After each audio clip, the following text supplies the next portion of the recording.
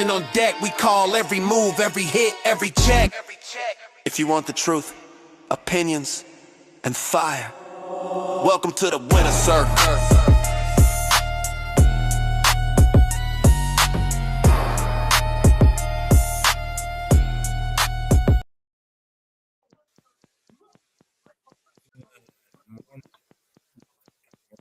Oh, I can't hear you. I can't hear you. ALW.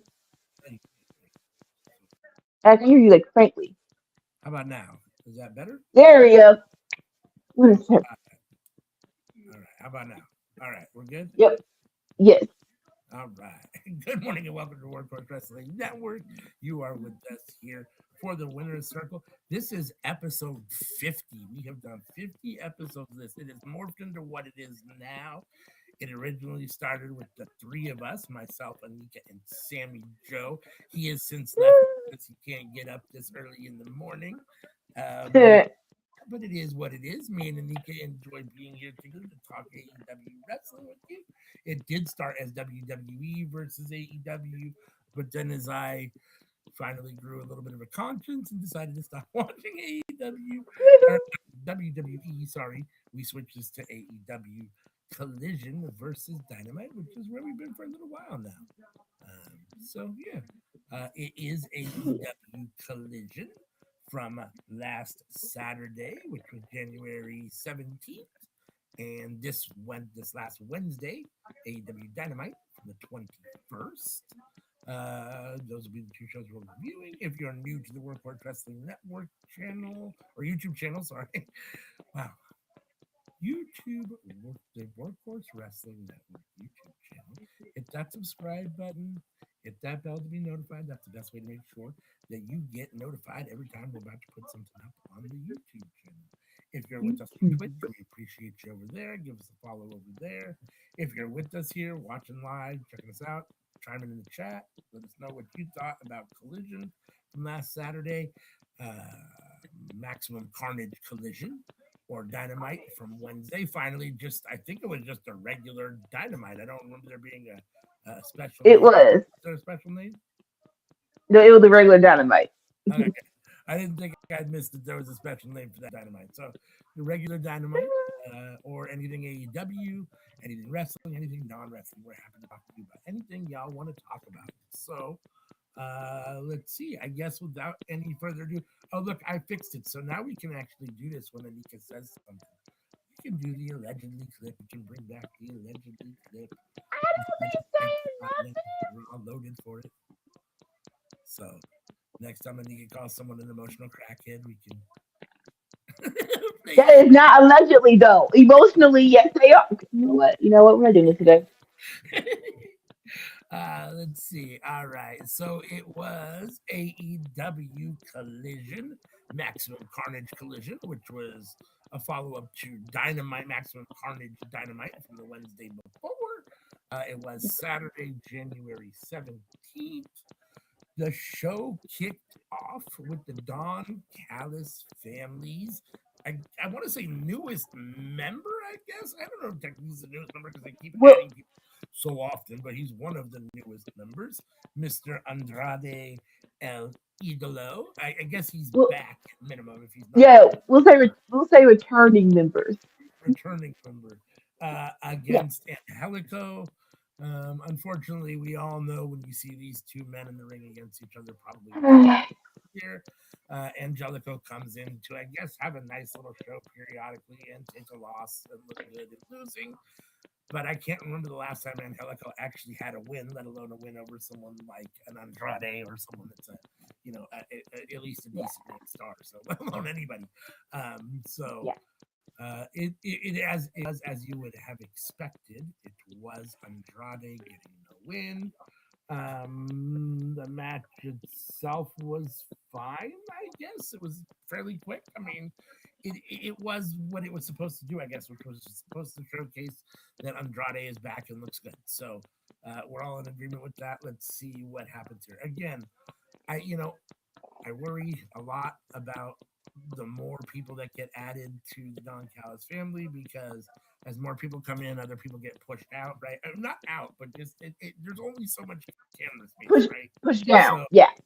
And you have already you have the Protostar, Kyle Fletcher, you've got Takeshita, you've got Okada, you've got other guys that have already, have had the time. And so where these other guys are time. So, but it is what it is. See what they do with Andrade. Your mic is going in and out. How's I can hear you, but it keeps going in and out every other word. okay? Well,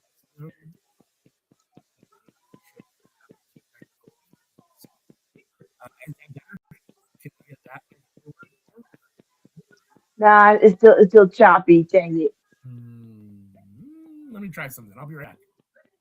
No, now it sounds fine. Okay. Hi, boys and girls. But yeah, this was Maximum Carnage from last Saturday, and like you said, this was basically a squash match. This was called Space Bait. It was a squash match. When you pick up your opponent and freaking says, "No, I don't want the 3 count. I want to do one last move." I'm like, this is so this is so man. Like, and it wasn't even like again, we know what this is gonna be. We know that Andrade is winning. But dang, you can't do nothing for the man. You can't give him nothing. So like it's it was what it was, like we said. What you call it? Andrade's back, let's give him a showcase, whatever. And like you said, John Calcium is getting really big and I'm trying to think. Hmm. As of right now, everyone is playing their position. I will say that for right now. Yeah, there's a lot of guys that are supposedly in the family that don't get any play at the moment, right? Like the Rocky Romero's and Trent Berettas, those kind of guys. So I mean, I guess it is what it is, but we'll see where they end up. I mean, Josh Alexander is definitely getting more activity now, which is nice. I'm happy to see that. Yeah, So I assume you can hear me, okay? I can hear you now. Yeah, perfectly. You're good. All right. So after Andrade squashed Angelico, we had the door open and a little cloud of smoke come out, followed by the Rascals, who are new to AEW, Wesley, who is now Desmond Xavier, Myron Reed, who I didn't realize was technically a member of the Rascals, and Zachary Wentz. I think Myron Reed is a member of the Rascals because they got rid of Trey Miguel because of all the stuff that's been going on with them. So no, but before that, there were four. They're leaving TNA. It was four. So Okay. I was a lot of like I was see a lot of TNA. So I'm not sure how deep he was into it, but it was four going to be the Rascals. Yeah. I have not watched TNA in a long time. So the last time I saw Myron Reed was in MLW. So, but I always liked Myron Reed, the young goat. Yeah, so I'm happy to see him here. Yeah. So they come out, they have a little interview with Nick Lexi Nair, basically announcing that they're here, showing that they're basically stoned, laughing. Lexi shows that she gets a little bit of contact, maybe. And I mean, they're here to have a good time and to wrestle and to, I guess, whatever. So, what do you think of this? What do you think of the Rascals being in AEW?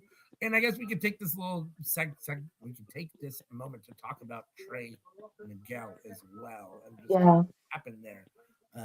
And if you don't know, I guess he was hired to AEW, and then some stuff has come up that he had said in the past, and apparently it hasn't gone over well.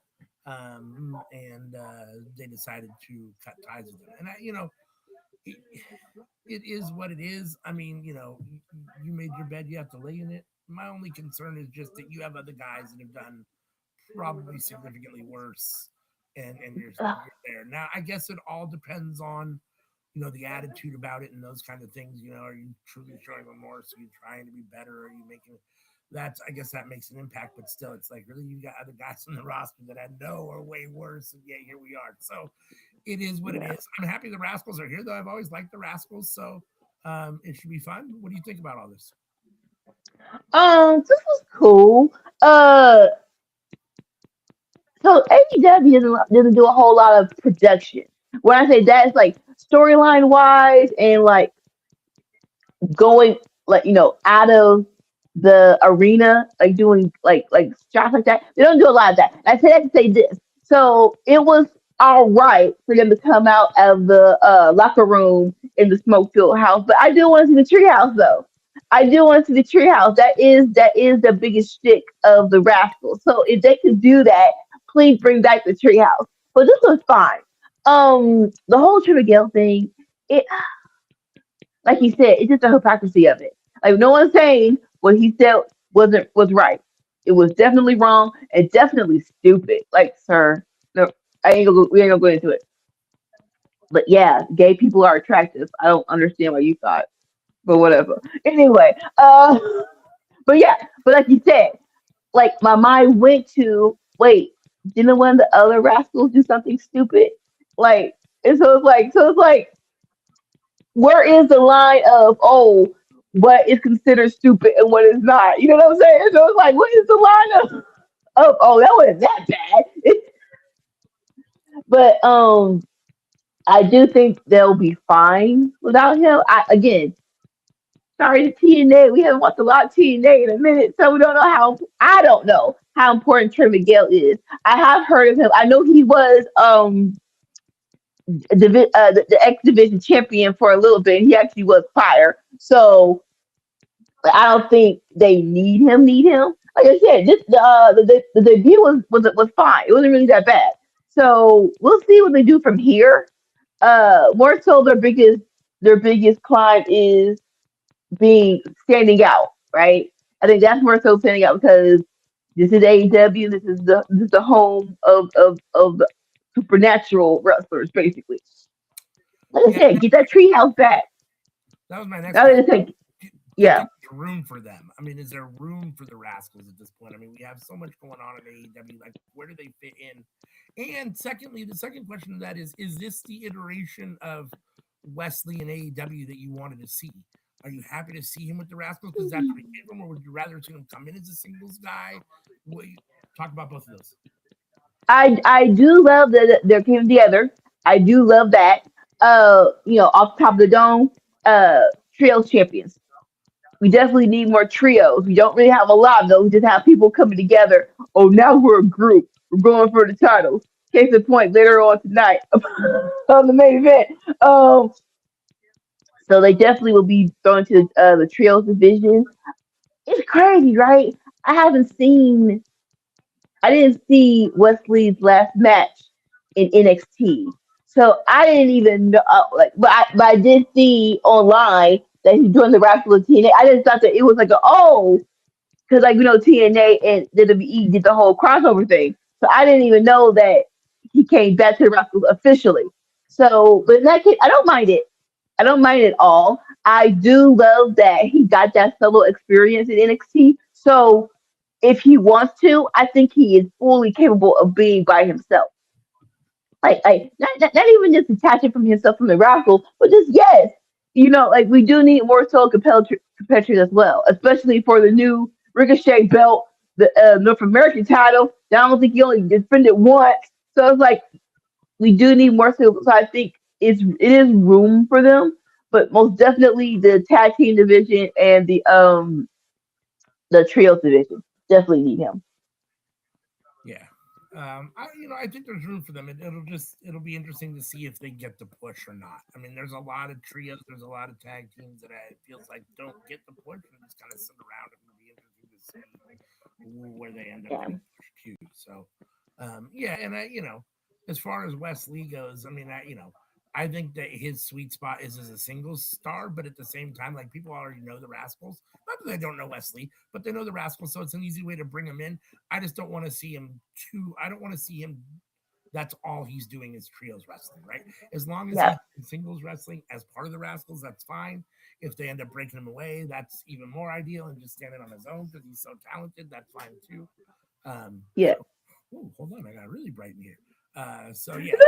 Um, Next Yeah. we had Eddie Kingston and Ortiz, the returning, well, Well, returning, but the newer returning Ortiz versus the grizzled young veterans, Zach Gibson and yeah. James Drake. I thought this was a lot of fun. I enjoyed this a lot. I thought that everyone knows here that I'm a huge Eddie Kingston fan. I like Ortiz. I'm glad he's back. I feel like it's of all the people that they've paired Eddie Kingston with over his time in AEW. I feel like this is probably the most realist as far as like a true friend that he's Hmm. been forever. This is really his boy.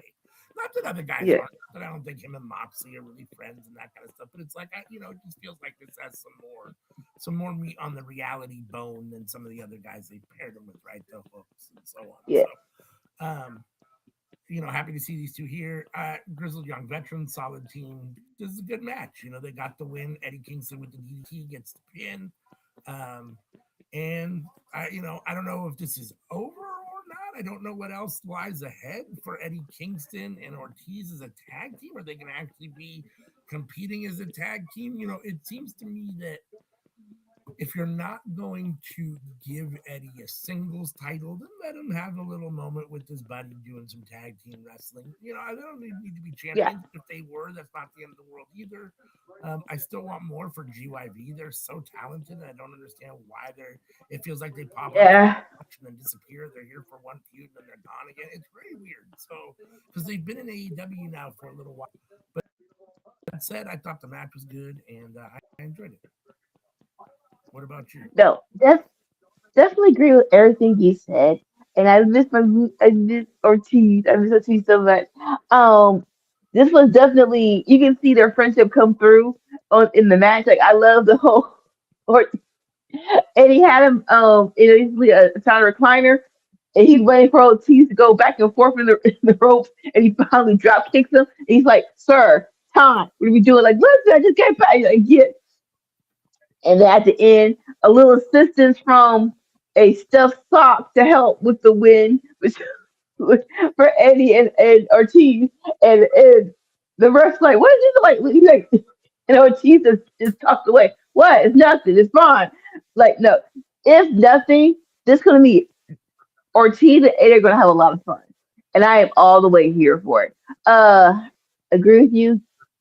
I want more for GYV.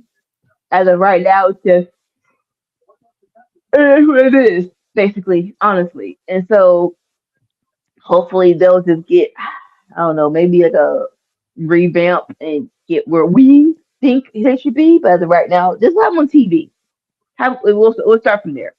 But yeah, I can definitely see Ortiz and Eddie just having a lot of good tag team matches, and them versus FTR would be very much so entertaining. I think they'll be entertaining as all get out. Yeah. No, I mean I agree. We'll see what ends up happening for both these tag teams, but I think there's room for both of them. I think the tag team division, overall compared to what it was when AEW first started, which was one of its major or mainstays. I mean, it was one of the better divisions. Yes, So it's definitely been down a little bit, but you still have the FTRs and the Young Bucks, and now there's plenty of others. The Jet Speeds and so on. And now, I think there's definitely room for Eddie and Ortiz and GYV for sure to get more regular activity, I would think. I'm not sure where this is yeah, going, but it is what it is. Let's see. We had FTR in the ring with Big Stoke and Tony Schiavone. They get in the ring, they talk about all their accomplishments, blah, blah, blah. And then they run down Davis and Doyle, who are going to be their next tag team opponents, it looks like. They're a good tag team, but they're not, obviously on FTR's level. And they'll have to face the greatest tag team of all time, and there's only one FTR. Top guys out. I mean, as anytime FTR is they're all three of them are solid. Dax, Cash, and Stoke. Stoke is great from his wheelchair. At the moment, he's in his yes, bag. He's always in his bag, but right now, he's definitely deep in his bag. FTR is doing good work at the moment. I'm excited for them versus Davis and Doyle, mostly just because I kind of want to see how they allow Davis and Doyle to, what they give them in the match, how much they allow them to shine in the match, because it is FTR. And it'll give us a better idea of what they want to do. I think long term, maybe with Davis and Doyle and where their positioning is, kind of in the tag team hierarchy. They're not beating them, obviously. FTR is going to beat them, but they should have a good showing, and we'll see if this further enmeshes FTR in a feud with the Don Callis family, which should be interesting at this point because Don Callis has 8,000 members. They have the ability to feud with everybody, right? So they can put up a team or a person in every division for every belt, and they can feud with somebody. So, yeah, it's fine. What do you think of this? Oh, let's see. Anika will tell us what she thought of this as soon as she is back. Hi.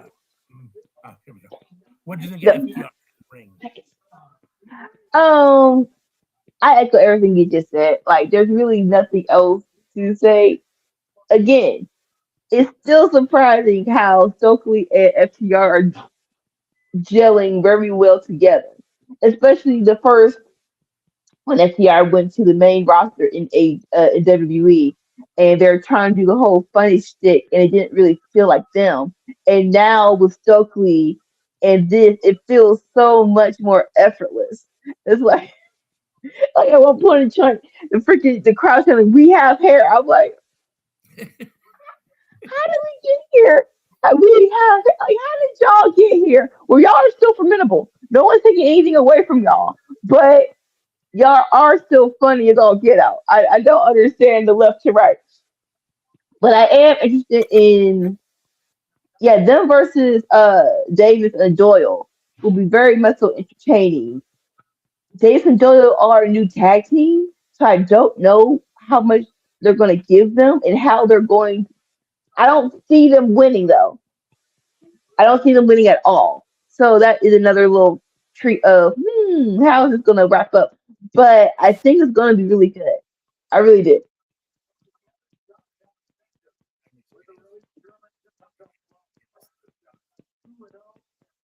Oh, you went Logan. I can't hear you. I got to turn it up a little bit more.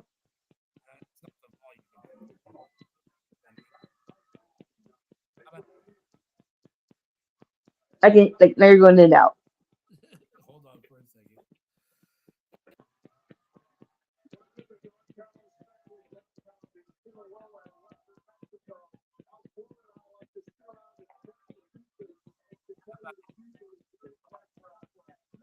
Say it again. Is that any better? It's a little bit better. I think you're should go in and out a little bit. Is that any better? There we go. That's better. That's better. Okay. Sorry for the difficulties today. I don't know what's going We're gonna get through it though. We're gonna get through on. it. Next, we have Marina Shafir of the Death There we go. Riders versus the newest member of Skyflight, Zeta Steel, who they did give us a little bit of Yeah. background and a little package on her just so we know who she is a little bit. And then we got to see Hmm. and squash her with the mother's milk submission, essentially. And yeah, again, another Marina Shafir showcase. I know they want us to believe that she's good, but unfortunately, we also know what we can see with our own eyes. You can give her as many squash matches as you want, but when you put her in there against somebody who's actually a quality female wrestler, hold on, let me rephrase that. I'm not going to say Zeta Steel isn't a quality female wrestler. When you put them in there, when you put her in there against someone that you're willing to allow look good and have some offense and have some, do what they can do, then you can see her shortcomings, right? So they have to. This is the best way for them to do Marina Shafir because she hasn't proven that she can do and look good in any kind of like big, long match, right? So these squash matches are what they are, and she tapped out Zeta Steel to the Mother's Milk. What'd you think of this? I don't care what they was still. I'm sorry, but what happened to Layla Gray? I mean, I'm gonna assume she got hurt, but you didn't say jack squat. This new chick come out. I know the freak she is, and it's like boo, but all this. So we just got rid of Layla Gray. Hey, she got hurt, y'all. We got a new chick. You didn't even say that. We just got Zeta still in a new Skyflight, and I get. Does anyone miss her? I miss her. I miss her. So yeah, let her get squashed. I do not care. Yes, promote Marie's figure. So then he got plans for. Hopefully it'll work out. Uh, uh, all right. Tell us how you really feel. Let's see. Mhm.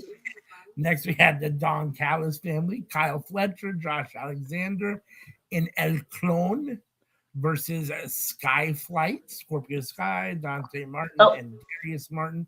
Just real quick, is it just me, or does Darius Martin look like he put on about 20, 30 pounds? Maybe like oh he's no. a little heavy for him, right? Like, That boy got fit. That boy definitely got thicker. He did. needless to say, this is, this was a solid match. I enjoyed this for what it was. Um, we knew, I don't think that there was anybody that really thought, with the way that the Callis family is going and with the people that are in this match, that really that Skyflight was going to get the win. It was fun and entertaining, though. You got a lot of good spots, a lot of solid wrestling, but as you would think, the Callis family does get the win. Um, and I believe I remember correctly, it was C4, yeah, to C4. It's fine for what it is. Let's talk about that. I guess, I mean, we can just, Takeshita returned after the match. Oh, And he, so real quick, yeah, forgive me. Before the match, Moxley and Don Callis were with job jacking, on commentary. and and then jumped Moxley, and then here comes the Death Riders to avenge Moxley. It was a whole freaking brawl before this match. Uh, okay. So, match first. Match first. I Okay. do agree with you. Match first. I do agree with you. Unfortunately, Skyflight or Top Flight really has not been in a position to be threatening. They're still putting on great matches. I don't know what we can do to team for this was the future of AEW, man. Like this was the future of tag team and trio divisions. It's like, bruh, what is going on? Like, especially when you need new challengers, somebody's got to step up. Someone has to be, what's the word? It has to be realistic, or the match is not going to work. Point blank. Period. So yeah, I will do more with Skyflight, but I do get definitely Cal Fletcher is on a trajectory that he should not be losing anytime soon. Especially so it's like I get who won the loss, but let's just not forget other people who need a little push. But it was a good match though. Like, they got some offense. I'll say that. Yeah. So I guess technically post match, as they celebrated, Takeshita comes back. He walks kind of right by Kyle or Don Callis and hugs Kyle Fletcher. Kind of felt like maybe gave Callis a little bit of the cold shoulder. Maybe because Callis is taking what feels like maybe Okada's side or hasn't done anything about Okada. Just a little bit. Yeah. To Takeshita. And Takeshita held up El Clone's arm and Fletcher's arm and not whatchamacallit, Josh Alexander's. I guess he's only got 2 arms, but it is what it is. And they celebrated. Well, I mean, what do you think about this? With Takeshita kind of walking past Don Callis and they're definitely sowing the seeds of dissension, right? I mean, we at some point something more has to happen with this, I assume. I mean, no offense, but what was it? It was World's End. Freaking Okada cheated to beat me, but you didn't say Jet Squad. Yeah, you have to handle that. You can't just let that happen. Well, you want to be like, nah, he cheated, bro. I don't listen. You cheat with other people. You don't cheat against your own family. You take this L, and that's it. Especially when you get to the finals and you lose. It's like, oh, so you just cheated me, and you didn't even win the whole thing. Yeah, we got beef. So yeah, definitely, like, I need you to course stretch a little bit, but I appreciate it's like nah, but y'all cool though. Fletcher, I think Fletcher being in the middle is going to be interesting because they're like Okada and Takeshita are kind of vying for. Listen, it's going to happen. We're going to fight. It's more, so more so pick your side or get your teammates on your side as soon as possible. So I do love that. I'm not even so I'm going so Revolution is in March. So I'm going to assume that's when we get the official rivalry match. We got Okada versus the Catch. Sorry, we got yeah Okada versus Catcher in World's End, but really didn't feel like the like we've been boiling up to this match. That's all. It was the tournament match. It wasn't just like that wasn't based on their rivalry or their feud. You know, so I think Revolution is when we actually going to get the oh snap. This is Tetsu's gonna go off and just beat the crap out of you. I feel like that's what's gonna happen. So I can't wait. I can't wait. And do you think that match? Do you think before that match happens, one of them leaves the Callis family, or you think that results in one of them leaving the Callis family at the end of the match? I mean, how do you think that works out? Like, you think If they both stay in the Callis family and just have this feud? Because that doesn't work, right? Like, if if you ask me, I think everyone makes their what's the word? Everyone makes their decision during the match. I think during the match, that's when we know whose side everyone officially on. Unfortunately, I don't see any. Takeshita is definitely getting kicked out. I don't, and I unfortunately don't see anybody taking Takeshita's side, which is so. I would love for just one person to do it, but I don't see that's happening. But I think I would do it during the match. Do it during the match. yeah. We had Lexi Nair with Roderick Strong and Orange Cassidy. Roderick Strong defeated Hechicero to become the number one contender for Claudio Castagnoli's CMML Heavyweight Championship. So that's coming down the pipe. Cassidy tries to give him some kind of praise, but he's not interested. Um, Orange, let's see, Roderick Strong tries to leave, but Mark Briscoe shows up and says, "No, you're not leaving." And then he starts to talk about El Clone, and he blames El Clone for what happened to Hologram, who's a conglomerate member of the conglomeration, which obviously El Clone is the reason that Hologram is no longer around. And he says, like the saying goes, when you're down to conglomerates, you're happy to share your plate, whether you speak English or Espanol. Share the butter, share the roll. So, this is fine. This was fun. I mean, I enjoy the conglomeration for what it is. You know, the Roderick Strong kind of not wanting to be in but being in is probably wearing a little thin. It's probably ran a little too long, but it is what it is. Him and Orange Cassidy have decent chemistry, so this works a little bit. I'm interested to see I don't know where we'll see it. Is it going to be on Collision or Dynamite? Did they actually say whether it's going to be on Collision or Dynamite for the Uh, you mean Roderick versus Claudio? Claudio? Yeah. That's CMLL. So that's probably gonna be on a CMLL show. I Uh, wasn't sure it whether it was going to be on an actual like AEW show, so like probably in not. probably not. I don't mind that because it is CMLL. I was gonna ask, can we watch it online or something? Like we're That's not a watch along, but right. Can you just watch it somewhere? That I don't know. I mean, yeah, I'm sure you can probably watch CMLL somewhere. We can definitely find that out and let the people know and figure out if we can watch CMLL somewhere because I think that match should be good. I mean, I don't think at this point right, Roderick yeah. Strong beating Claudio Castagnoli for the title, but I think the match should be fun nonetheless. And then Mark Briscoe is always in his bag, and he's extra in his bag at the moment. Um, he's great, and I'm excited to see him versus El Clone ultimately. I mean, he's got so him with the TNT championship is nice. I'm happy to see him with that title and the gold. So yeah, all is well for the conglomeration at the moment. What do you think of this overall? Just was cool. I like I said. Mark Briscoe, I'm just gonna put a smile on my face no matter what. I do agree with you about the whole Ryder. I'm going to assume that he's in there, but I would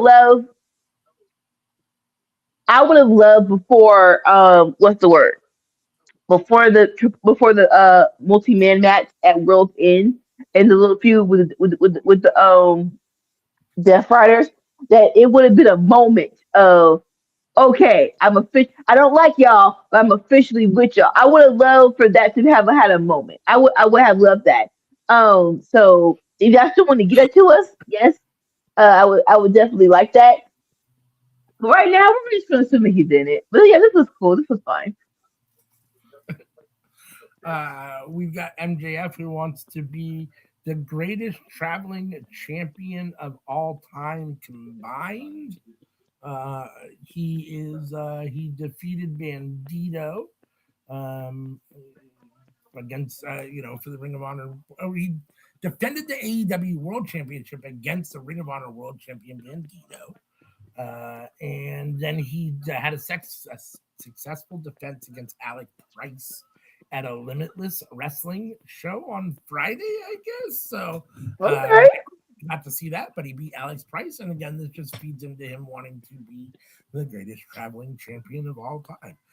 What do you think about MJF being a traveling champ and just being AEW champion at the moment? How's his reign so far? I mean, it's only one TV defense. But what do you think?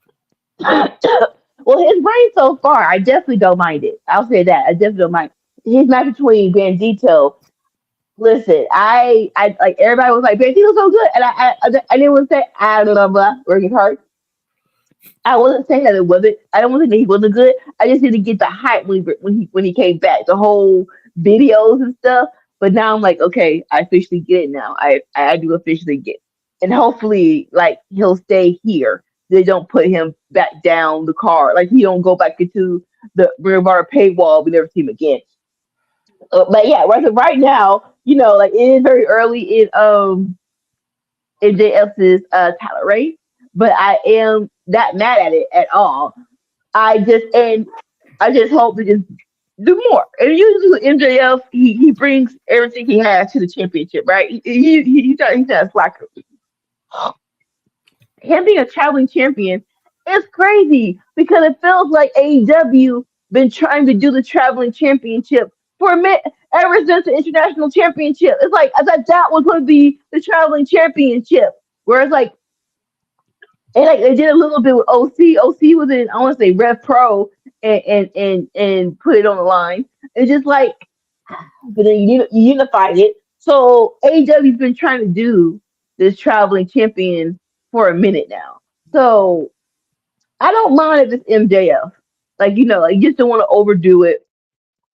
Uh, it's probably gonna be on his schedule, which is just it's totally fine. And so it's more so when he does it, just make sure there's a camera there so we can see it. Like if it's gonna be your stick, please and thank you. Let someone like capture it. So like it's not just like hollow words. Oh, I went here with it. Like no, we actually saw it. It's actually a bomb, a very good match. So yeah, I'm all here for it. Yeah, I mean, we'll see what ends up, going for what ends up becoming of his second reign as AEW champion. I'm not opposed to it so far on its face. I mean, it kind of came out of nowhere. Definitely wasn't expecting him to be a member of that four-way and then to come out of it with the win when he did. But it is what it is, and MJF is a pillar for AEW. So, here we go. Yeah. Let's see what his second run with the title ultimately looks like.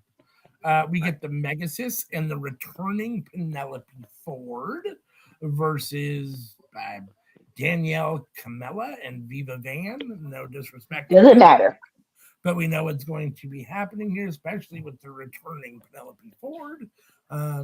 She is back, and they basically destroyed their opponents. This definitely wasn't about the match. This is about the post-match stuff. But in the meantime, we'll talk real quick about the Doomsday device and the finishing off of Kamala. Danielle Kamala? I don't even know. Anything you want to say about the match first, and just Penelope Ford coming back? Like no offense, it don't matter. Like you said, we already know what's gonna happen. very much so surprised. Like, so Penelope, even though she was hurt, they had her with Megan, and I'm like, that was a very interesting move. Because usually people got hurt, people get hurt, you don't see them. Like usually they stay at home, they recover, they come back. But she's been by Megan Bane's side, which she's been tagging with Arena Shafir. So it is very, I don't know. Okay, so here's my thought. Think out loud, Anika. Uh, when they replaced Penelope with Marina, I thought Marina and Megan were a great tag team. That they were not going to go back to Megan and Penelope. So I'm very surprised that they're going back to that. Right? I don't want Penelope to lose a job, but it is like which one is better. I do think that Megan and Marina are better. Case in point, Marina comes out and celebrates with the team. But I love Marina, but I do agree with you about her being a solo act is not hitting on all cylinders. So I would prefer, and that's why I'm like I would have preferred more if her and Megan are still a tag team. Like I said, I'm not trying to knock Penelope off. I don't want Penelope to need a job, but I do feel like yeah, she could just sit this one out. Trios maybe because they're what's the word? Harley, Willow, and Statlander are doing trios matches, so they could just let her come in and do a trios match. But I would much more preferred if she's just a manager esque until they need her. That's just me. But this was fine. Like you said, we already knew what it was. It was a squash. And we'll see what they do with all three of these girls in the future. Yeah, I mean, I think it's the match itself is what it was. Obviously, like you said, it was nothing that it was more for the post match angle stuff. And it seems like with the post match angle stuff, we had Marina Shafir come out and celebrate with them, and then we had the timeless love bombs and Luther come to the ramp. And they exchange a little bit. Tony Storm says that Marina can't hide behind Megan and Penelope. uh, Tony Storm says she's going to rip Penelope Ford's other arm off and smack Megan Bain with it. And then she tells Marina Shafir the only difference between me and God is that God doesn't wear any lipstick. And then Mina Shirakawa tells him to watch out for the timeless love bombs. I mean, I think ultimately what probably ends up happening are several things in regards to what you said, which is yeah, if you're looking at these three women being Megan Bain, Penelope Ford, and Marina Shafir, and how to book them as far as what they're going to do, either trios, whatever that looks like, and let the Timeless Love Bombs, bring somebody else on for their third, or Penelope Ford, for what it's worth, is a better singles wrestler than Marina Shafir. So if you're going to have two of these three women tagged, it should be Shafir and Bain, and let Penelope Ford, like you said, either manage or do the little bit of singles wrestling that they have Marina Shafir doing. I know that they want us to believe that Marina Shafir is a strong singles wrestler, but she definitely has not shown that in any way, shape, or form. So you can try to shove her down our throats, I guess, all you want as a singles wrestler, but it doesn't really work out in the ring. We know what our eyes see. So her with Megan Bain, I definitely liked much better than her alone. If we're gonna have to see her in the ring, I'd much rather see her as part of a tag team or a trio. So yeah, I mean these three together, being Megan Bain, Penelope Ford, and Marina Shafir is fine, and let the Timeless Love Bombs bring in a third person. I don't know who that is. Have a trios match with them, and then yeah, let them have a match against Willow and Stat and Harley Cameron. And there's probably another Frankenstein trio you can get out there to have a match with them too. So I'm not necessarily mad at it. We'll see what ends up happening. I'm interested to see, although it doesn't have any meat on its bone because Marina's so bad. I do want to see Tony Storm get her hands on Marina Shafir, like Stop. see her, get her hands and beat up Marina Shafir. So I don't know that that's Yeah. happening, but that's kind of what I want to see. So let's see. What is next? Sorry, give me one sec. Lexi Nair is talking with Swerve about the returning of Yep. Omega on Dynamite last week. I did the battle. Let's see. They're talking about that, and then she says that the debt Kevin Knight requested some time with Swerve, and Ooh. how he is been called the future, but that he has defeated Darby Allin. He beat Kazuchika Okada, and that he's tired of technically being called the future because he is technically the now, and that Nah. he's not that he doesn't want to 5 or 6 years from now. And Swerve basically kind of little brothers him, and without really doing it, and kind of chuckles and walks off as he basically says, "It's my time is now, not 5 to 6 years from now." What do you think about all this? I don't know. And I think because, like, okay, so let's fast forward. We didn't do Dynamite from last week, right? And Hangman made a match where him and Speedball and Knight are going to go up against the Ops, which is our main event tonight for the Trio Championships, right? Yes. And before that, Swerve was talking to both of them a little hilly because it was so they're in the match to determine who are the more contenders for the tag team champions, and they had an interview, and then Swerve just crashed it, and he was speaking more so tonight than just Speedball, and then that's when Heyman came in and made the match, and so I don't know. In my mind, it feels like Swerve is leaning a little bit more towards heel, and it feels like he's taking Knight with him. And if that is the case, I don't hate it. I don't. Depending on how long it takes for us to get there, I'm not sure. But if that is the plan, I don't hate it. Yeah, no, I That's like that plan. it. Yeah, right? Yeah. I mean, if that's a plan, I like that. I think that Swerve is better as a heel. I mean, I think he's fine as a face, but I like him better as a heel. Yeah. And I definitely like Nana better as a heel. His personality just is more. It's better. He's more in his bag when he's a heel. Yeah. And I mean, as much as I think that Jet Speed has had a lot of success in 2025, and it looks like they've got decent things coming for them in 2026, I still think the sweet spot for both of them is as singles wrestlers, especially Kevin Knight.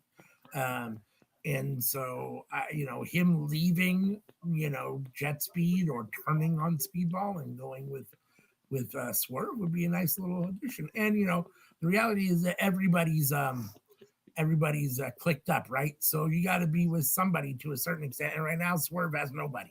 So not under the Nana banner, right? It's just Swerve and Nana. So Right. Right. Right.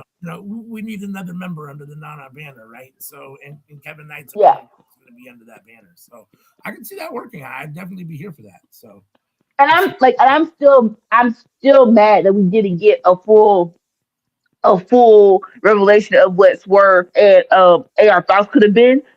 I still think that would have been so awesome. So if they want to do something similar with him and Knight, I'm all here for it because yeah, like you said, Swerve with his own faction and the faction being good with Swerve, I think is something that they could actually be a good thing.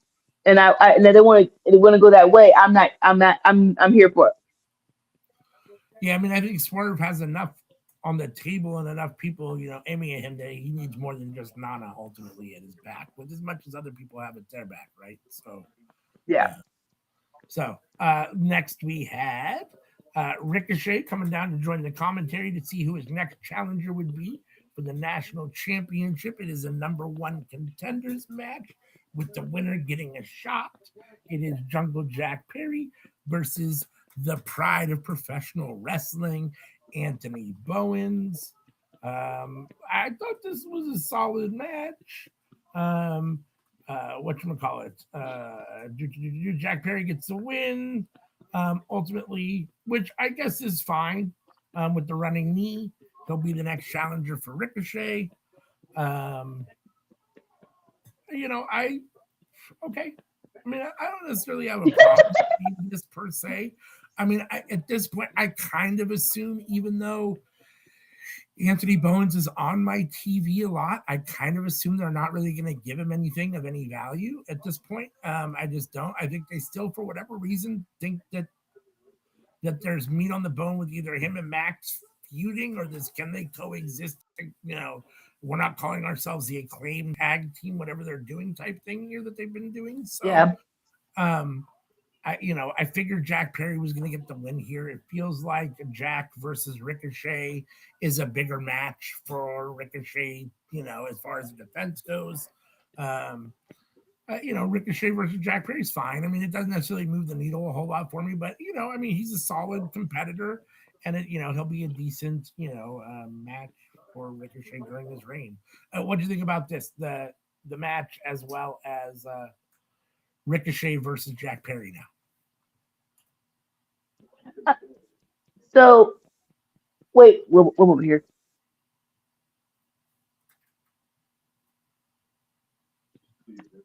This was good. I'm glad. Like, it was actually a good match. Jack, I like that they're like. It feels like we're getting back to Jack Perry that we wanted to see as a pillar, and like more so like he had a big future in something. Him and CM Punk kind of derailed that where we were. So now we're back to like okay, now we're back to this is Jack Perry. We're back to okay, this can actually be. We're actually getting him back to where we want him to be. I'm not saying World Heavyweight Championship status, but I am saying like at least singles. Like I like his TNT title reign wasn't that good. Wasn't that good? It was. I'm not even sure if it's because he's not a good heel or we just didn't give him enough TV time. But I like yes, let him win back the TNT championship. Let him what's the word?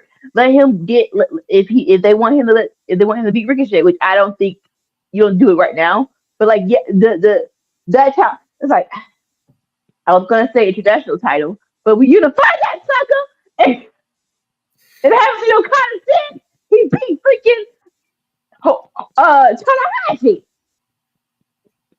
I'm just saying, work. Like you gave him a belt. If he over Japan, not doing nothing over here. I digress though. But yes, that's Jack Perry. So I am glad for this.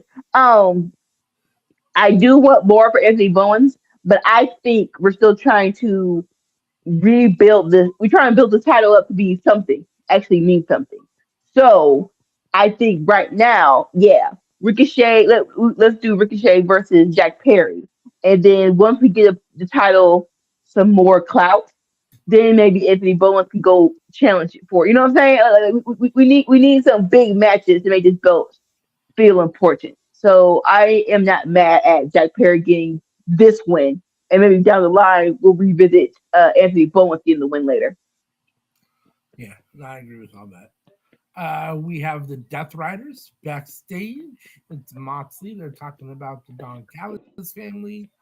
He has a little bit of praise in the very beginning about how he handled the Don Callis family's been handling their business, and then Pac has some colorful things to say. I don't remember all the things he had to say, but then Daniel Garcia got up and yelled a little bit about how the Death Riders are a real family and the Don Callis family isn't, and blah, blah, blah, blah, blah, blah. And then John Moxley came back to say some things, and he finished it off by saying, of all the bad people in professional wrestling, and I thought he was going to say for sure, Don Callis is the worst. He said, I am the worst. I thought for sure he was going to say Don Callis is the worst. Right? And I am the worst, referring to himself. What do you think? I mean, you probably remember better because I really don't remember like any of the big lines in the promo. I just kind of remember the theme of it, which was just we're the real family. You guys aren't. And, Yeah. it is what it is. I mean, we're coming for you. Eventually, we're gonna have to butt heads, and we're gonna see what ends up happening. When it all comes out. So, what do you Yeah. think? What do you think of this? And give us a little bit of the blow by blow if you remember some of the lines. More so like you said, basically you said it in a nutshell. Um, like Moxley was like, we're a family. You're just dudes with business deals and shaking hands and that that's not really what appeals to us. And of course, you said Daniel Garcia got really shouty. I love Pac. Or Pac was just like it was this long pause when Moxley went to the back and Pac like, who the do y'all think y'all dealing with? Like, yeah, evidently y'all forgot who the freak we are. And unfortunately for you, we're gonna have to be show it to you. I'm like, yes. Ouch. Wait. Yes. Let's get this on and cracking. So, like the Death Riders formed when? Was it 2023 or 2024? Ooh, When that's a, was well, so they were the Combat Club. They were Blackpool Combat Club before that, right? And they morphed into what, this. So I think this is 2024. I think in 2023 they what, were BCC, right? when did we get Danielson's last match? Because that's when they put the bag over his head. I think that was 2024. Okay. So I'm like, yeah, and that was 2023. Jesus. But yeah, it's been a long time. And Right. I don't think anyone, we've had its highs and lows with the Death Riders, right? And the lows have been very, very bad to the point of, all right, let's just break this crap up, let them all go away. But I don't think anyone's bingo card was like, oh, baby face Death Riders, right? But against the Callis family, yeah, that checks out. And to that, I'm actually here for it. We said this when when Moxley went up against Okada and Takeshita for the C2 finals. And going back to the brawl earlier on this show, Don Callis was jaw jacking with Moxley. Come on, you didn't beat Takeshita, you didn't beat Takeshita, and then he ran away with a little pump. So this is what we wanted after the fallout of World's End, and we're finally getting it. And it's already like, Yeah. yes, I assume this leads yeah. to some sort of stadium stampede, anarchy in the arena, some sort of major multi-man match between the Don Callis family and the Death Riders, right? I assume. And, and, and ultimately, us getting Takeshita versus Moxley 1-on-1. Because, yeah, that was, ooh, yeah, yeah, yeah, I And want that, yeah. no, it was time. It is time for the main event of this episode of Maximum Carnage Collision. It was the AEW Trios champions, the Ops, Samoa Joe, Powerhouse Hobbs, and Katsuyori Shibata, defending the titles versus the Frankenstein Trio team of Hangman Adam Page and Jet Speedball Mike Bailey, and the aforementioned, as we discussed earlier, Kevin Knight in a Mhm. trios match for those titles. This was a fun match. I mean, as you would expect, this was a solid main event match. I thought everybody came off looking really good. Hangman is obviously Hangman. He always looks good at this point. Joe is Joe. You guys know how I feel about Joe. Um, and Shibata's one of those guys that I think of as, um, a great wrestler. I consider him a great wrestler. Um, and Speedball and Kevin Knight are coming into their own. So this is a talent packed match, and I thought that the action was good from bell to bell. I thought they really brought it, all of them. At the end, Shibata had oh my God, Shibata had Hangman trapped and Joe had Speedball trapped, but somehow this was the only bad part about this was Powerhouse Hobbs, who looked like he had all the momentum, tried for a backdrop, but Kevin Knight countered into a stack pin, and somehow the 100-pound soaking wet Kevin Knight held down the body vibrating 500-pound behemoth Ah, Hobbs for a 3 you're count. putting so much stake on it. count. And then we have new trios champions. Hangman and Jet Speed are your new AEW trios champions. I thought the match was really good. I didn't really care for the ending. I thought it was ultimately fine. I don't have a problem with Hangman and Jet Speed beating the Ops for the titles. I'm disappointed because now Joe has no titles. He went from being the only guy in AEW Yeah, 2 belts to having yeah. all of a sudden in a period of a month and a half, a month. But it is what it is. I'm less irritated with that than I was with just the way I didn't think that the finish with Hobbs and Knight came off great. I thought it didn't look all that good. And some of that's on Hobbs. I think he still has a lot to grow. Some of that's on Knight. He still has a lot to grow. They're both still fairly young in their wrestling careers. So you learn as you go. But I thought the ending could have been a little bit better. But we do have new trios champions. Solid main event. This was a solid show. I didn't think there was anything on this show that was terribly egregious, other than maybe the Penelope Ford Megan Bain squash match. I Other than that, I thought it was a decent show. I'm going to give it like a B. I thought it was a solid show. Yeah, I'll give it a B. What did you think of the main event, and what are you going to give the show overall? This was a good main event. Like, so even though it's Maximum Carnage, it's still Collision. And in Collision usually likes to do the best match at the beginning, at the end. So I'm very surprised that they had it at the end and it was so freaking good. Um Loved everyone here. Love Shibata. That can get Shibata more, like, it feels like sometimes the Shibata doesn't get the shine that he needs in the matches. So I actually like the shine he has here. Um this is an ending, right? So if you don't know, surprise, surprise, Will Hobbs is no longer with AEW.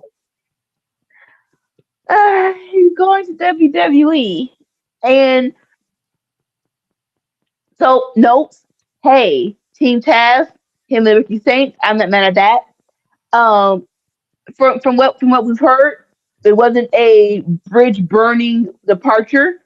His contract was up. He said, I'm going to WWE.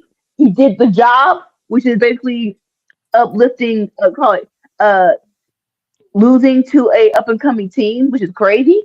What I want to say. So I think it's crazy how this happened, right?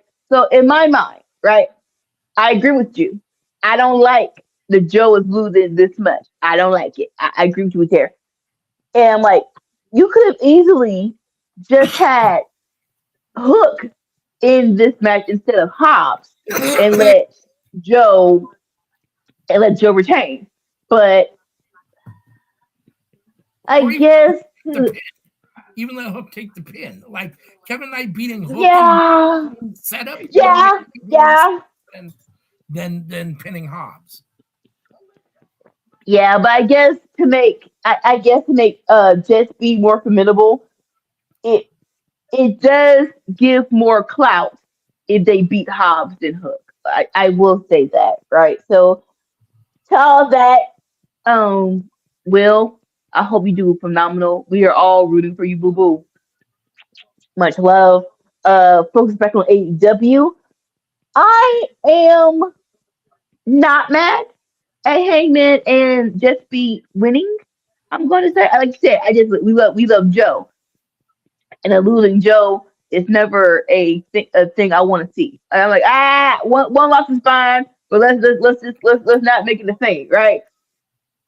And I do that's probably the best part of the match was when Knight got the pin and Hangman face was like, shoot, you did. Like, it was general for shock. It was like I actually do love that for them. That's like, it feels like, until one of these dudes go against MJF, they're probably going to be orbiting each other a lot, and not a bad thing. Not a bad thing. Hopefully, they'll do some trio stuff before one of them gets officially picked to be the opponent for MJF. But all in all, this match was great. This match was great, especially for Collision. And we've been saying it. Like, we don't need you to do a lot on Collision. We just need a nice a nice story, a nice thread, a nice scene. And Maximum Carnage, okay, there's the thing. All the matches were, besides the squashes, were pretty decent. It was a really good main event. I'm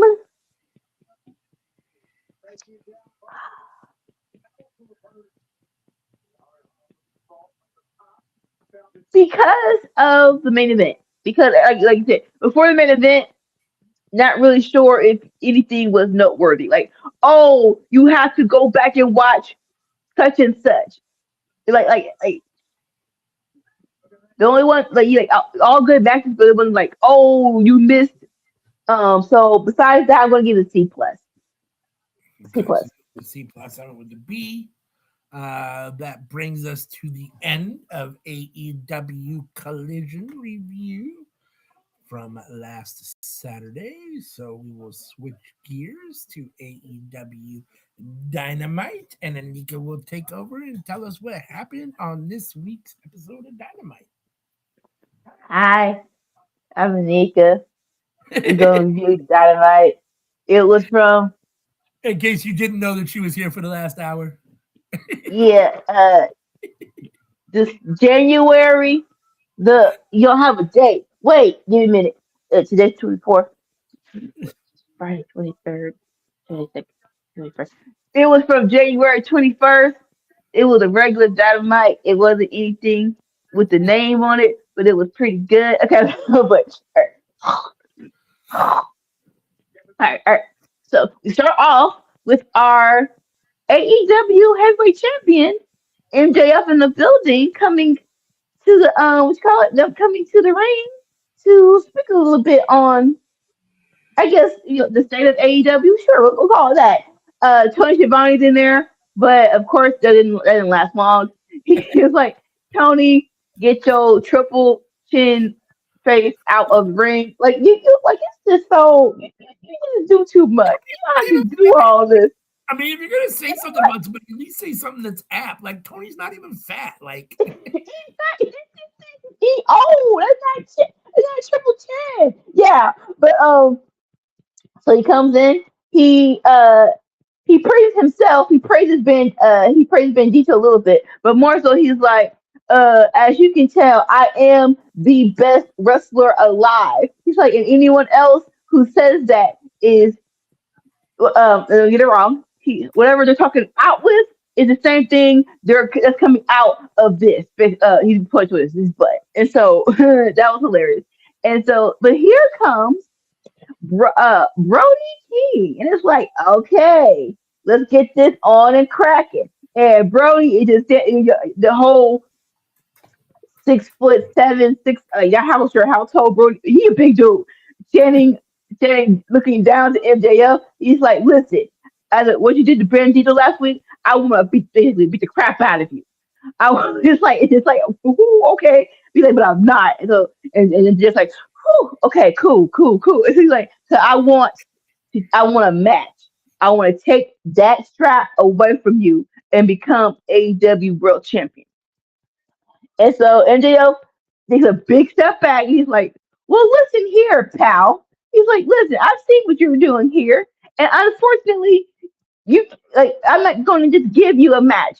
So he's like, what? So you think because you there's people talking, sorry. So- Hi. He's like, oh, because you think that you've won a couple of matches with some so-called jobbers, you deserve this? No, I'm not going to give you a match until you beat some elite talent. He's like, so until then, don't you? He's like, so now, listen, he been in his bag too long. He points, Brody King.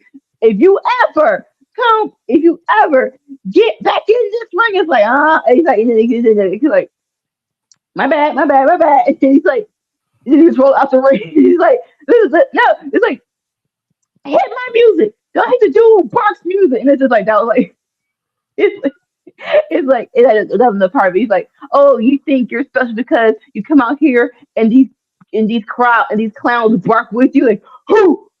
And so at the end, when he was pointing, it's like, if you ever do this again, he looks at his finger, look up, and then Brody's like, who? And then he just goes out the ring. And so, interesting opening. I don't mind it at all. More so, what's more interesting is, like he said, we've seen Brody King beat people, but he said elite talent. So it's like, who is the elite talent? They're going because we're ultimately, I think they're going to have this match happen. We are going to get Brody King versus MJF, but he said it out loud. So it's like, who are they going to let Brody King beat? Because no offense, they're a little bit gatekeeping when it comes to talent, where they really don't let mid carders beat topper tier talent. I haven't seen it in a minute, so I'm very curious of who the elite talent they let Brody King beat. But all in all, this was a very nice opening of AEW. Your thoughts? First off, hey Hassan, thanks for being here with us. And I'm, it's a Saturday. I'm off of work. I don't got to work, so I'm always feeling good on days that I don't have to work. Hmm. Let's Hmm. see. Um, Yeah. how you feeling today, Nika? I feel better. If you can hear my voice, I'm trying to fight off the cold, which is so dumb. This whole winter, I've been doing great, and it feels like this one swoop they try to get me down, but I won't let it. But as of right now, I feel good. I'm okay. I'm good. So I thought this was a solid opening for this episode of Dynamite, and just basically your standard episode of Dynamite. I mean, MJF is one of the better talkers in professional wrestling, so him in the ring talking is fine. I mean, if you're gonna open your show with the promo, which I'm never necessarily in favor of, but if you're gonna do that, an in-ring promo, MJF is one of those guys that I think can carry Hmm. the weight of starting the show and making it a good segment, right, and a strong segment. As you said, you want to Yeah. open your show with a good segment and end with a good segment. So, that's putting a lot of pressure on MJF, but he is your AEW World Champion. So, and we know that he can step up and meet that pressure. So, I thought this was a very solid, a little promo from him, kind of State of the Union, what he's got going on. Talked about Bandito, and then of course, obviously Brody King. I'm very happy to see that they allowed Brody King to come in and get Hmm. this spot, even that you know it, if we I'm assuming that we get a match. Otherwise, if we don't get a match, this doesn't make any sense. So we've Yeah. got to get a match. And I'm glad that they're going to give Brody King a match. I don't imagine that he's beating him. I guess, as much as I absolutely despise them, I guess you could do an eliminator match where he beats MJF in the eliminator match, but then MJF beats either cheats to beat him or somehow beats him, in the actual match Mm. title. But it only has some real legs if they have a match and if it's for the title ultimately. An eliminator Yeah. match, Brody King loses, doesn't really do a whole lot for me. So it's got to be a title match. And I think, I thought Brody King did okay. I mean, talking is not Brody's strong suit, right? I mean, it's not that It's he's not. bad. Yeah. Yeah. It's not necessarily like his best skills. So, but I thought he did okay for what he did. And Max is being one of the best. Max can definitely dominate and overpower. And I didn't think that even though it was definitely the MJF show. I didn't think that Brody King got lost in the mix. I don't think that he was like embarrassed or anything like that. So I thought it came off fine. He did what he needed to do. He definitely used his Yes. size to intimidate Max, and I thought Max did a good job of looking intimidated. Even though he's still MJF and going to talk shit, even though he's intimidated to a certain extent, like that's his defense mechanism, right? Is like the more I'm scared, the more I'm going to lash out, type of guy. So um, Yeah. Yeah. I think this has legs. I mean, being that he already beat Bandito, Brody trying to avenge Bandito, I'm here for that. So I think that this was good. I like this, and I'm definitely here for this match. All right. And so next we get a backstage interview with the new trio champion. A little recap. If you didn't watch Collision of Heyman is just beating the Ops, and so they're very happy with their win. And of course, they need a new trio's name. And of course, this Joe comes back. Uh, Jeff B was like, more so, Speedball was like, oh, how about this? Horse collar. And Heyman was like, I've already tried that. That's not gonna happen. And so like Then they announced that it's going to be the individual matches tonight. It will be Mike Bailey versus Samoa Joe, and Samoa Joe is like, listen, that man, listen, yo, nothing to nothing to play with, but you're fast. Use your speed, and you should take them right. It's like, okay, cool, bet, all right, great. And then we get to then it's also announced that it's going to be Kevin Knight versus Swerve tonight, right? And so Swerve acts as Heyman, got any advice for Swerve? And Heyman just, I'm like, what the frick is going on? Hold up. What the frick is going on? Bro? You got all that advice. You got all that advice for Speedball Mike Bailey about Joe, but you can't say nothing tonight about how to do about how to approach the Swerve. He's asking for a cheat code. He's asking for some advice. I mean, like it does like it's like comparing notes between uh this Wednesday and last Wednesday. It's like, are we doing a good? Are we? If you remember the initiation of Willer Yuta into the Blackpool Combat Club, it feels like that's what they're doing with Killer Knight, Hangman, and Swerve. Where it's like, oh, call it trial by fire. We're going to make you ready for whatever. I'm not sure even what are you ready for, but like we're going to make you better, whatever. But I'm like, oh, but still like, boo! I'm like, Papa, how you could have said something to him? And so, but again, that was the end of the segment. What are your thoughts on this match? I mean, sorry, what are your thoughts on this segment? I thought it was fine for what it was. I mean, Jet Set Rodeo is terrible. Horse Co is. Let's not go there. Yeah. I mean, not everyone needs a catchy name. I mean, but none of those definitely work. This is fine for what it is. I mean, Yeah. Speedball's, talking is not Speedball's bag. Kevin Knight is a little bit better than Speedball. And Hangman, Yeah. is what he is, I don't have any problem with Hangman as a talker, but he's not the person I'm turning my TV on to listen to. Let's put it that way, just for me personally. Understandable. Yeah. It's fine. I mean, I'm interested to see what they do for this. It feels weird to me to have them beat them for the trios championship and then each of them have a singles match against each of them. Like, I mean, it is what it is. I mean, I guess I don't necessarily know why it feels weird, but it does. And especially when we talk about the outcome of the next match, it felt even weirder. But, okay. Yeah. Joe versus Speedball, fine. It should be fun. And, Kevin Knight versus Tremont should be fun. And, I'm sorry, Kevin Knight versus Swerve in the main event. I apologize. Yeah. Fun. Very fun. But we'll see what ends up happening ultimately with these guys as trios champions. I assume they're going to wrestle the likes of Skyfly. Maybe they'll wrestle 3 members of the Don Callis family. Maybe, who knows? I don't, there's some other trios out there, right? Who was on Collision that we just talked about? There was a trio on Collision that's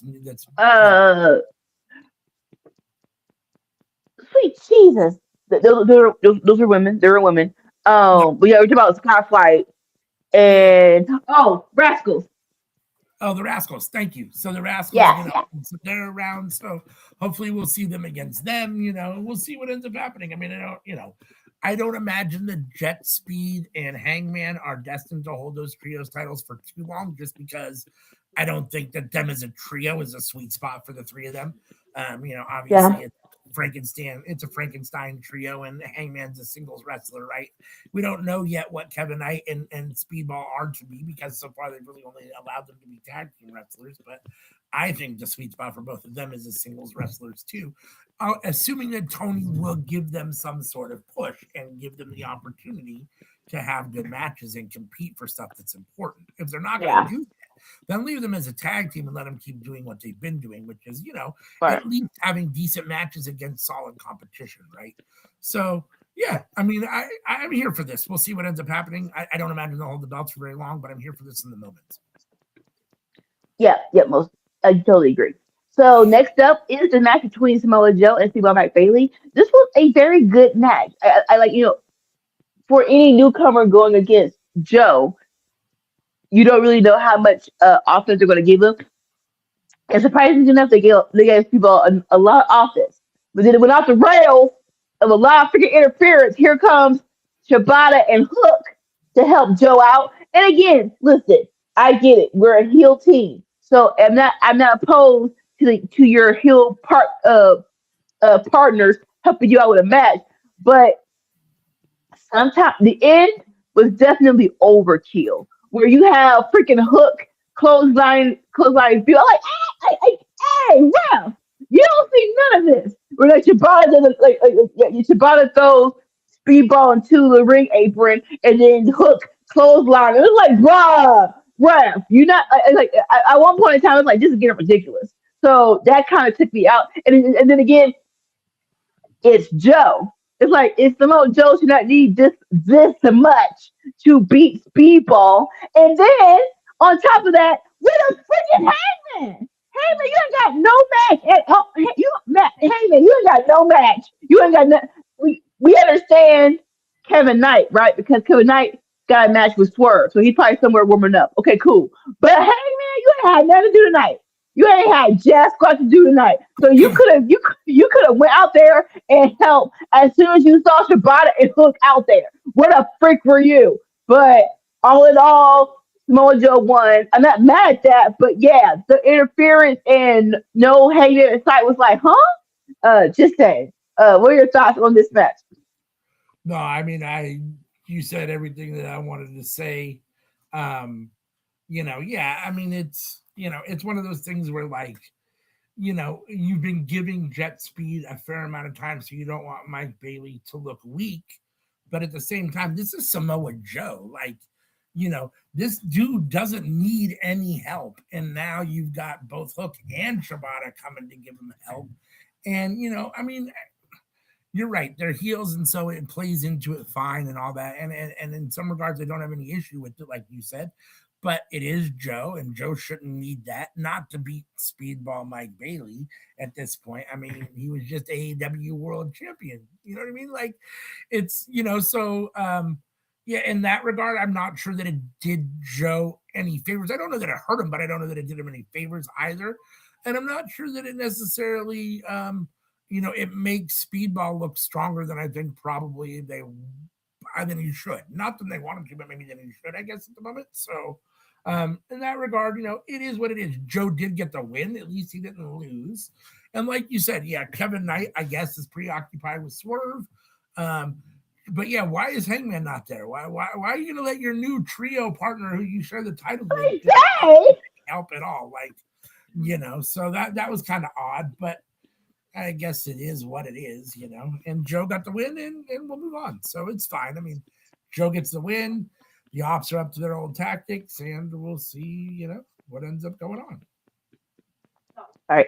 And there's a showrun narrative of, weeks ago they had people coming for MJF when he won the belt. It's like we have Samoa Joe, we have Kenny Omega, we have Heyman,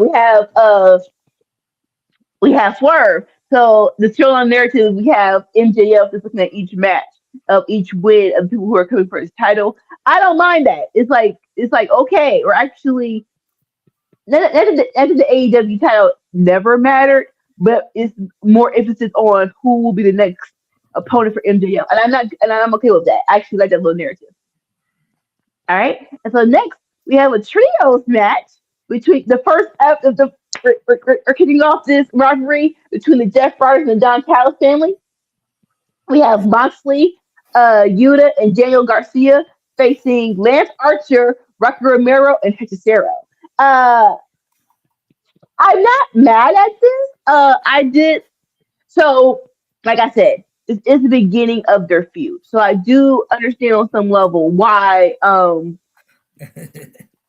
these three are the ones to start off. But I was like, Romero and Cesaro. I'm like, we couldn't get one Cal Fletcher in here, like just to make that's just my opinion, right? Like, no offense, I love Lance Archer. I am glad they gave him like Lance. I've been in love with Lance Archer since he was with Jake Roberts, and he was the Everybody Dies dude. So I do love that he gets his little shine. But I am like, oh, we could have had one more. Oh, there we go. Andrade. We couldn't get Andrade up in here for this first match. No offense to Rocky and Hechicero, but it's against Moxley. So that's why I'm like, I know who's gonna win. That's just me. But this match was great, like I said. Lance Archer was the monster that he normally is, and I love that for him.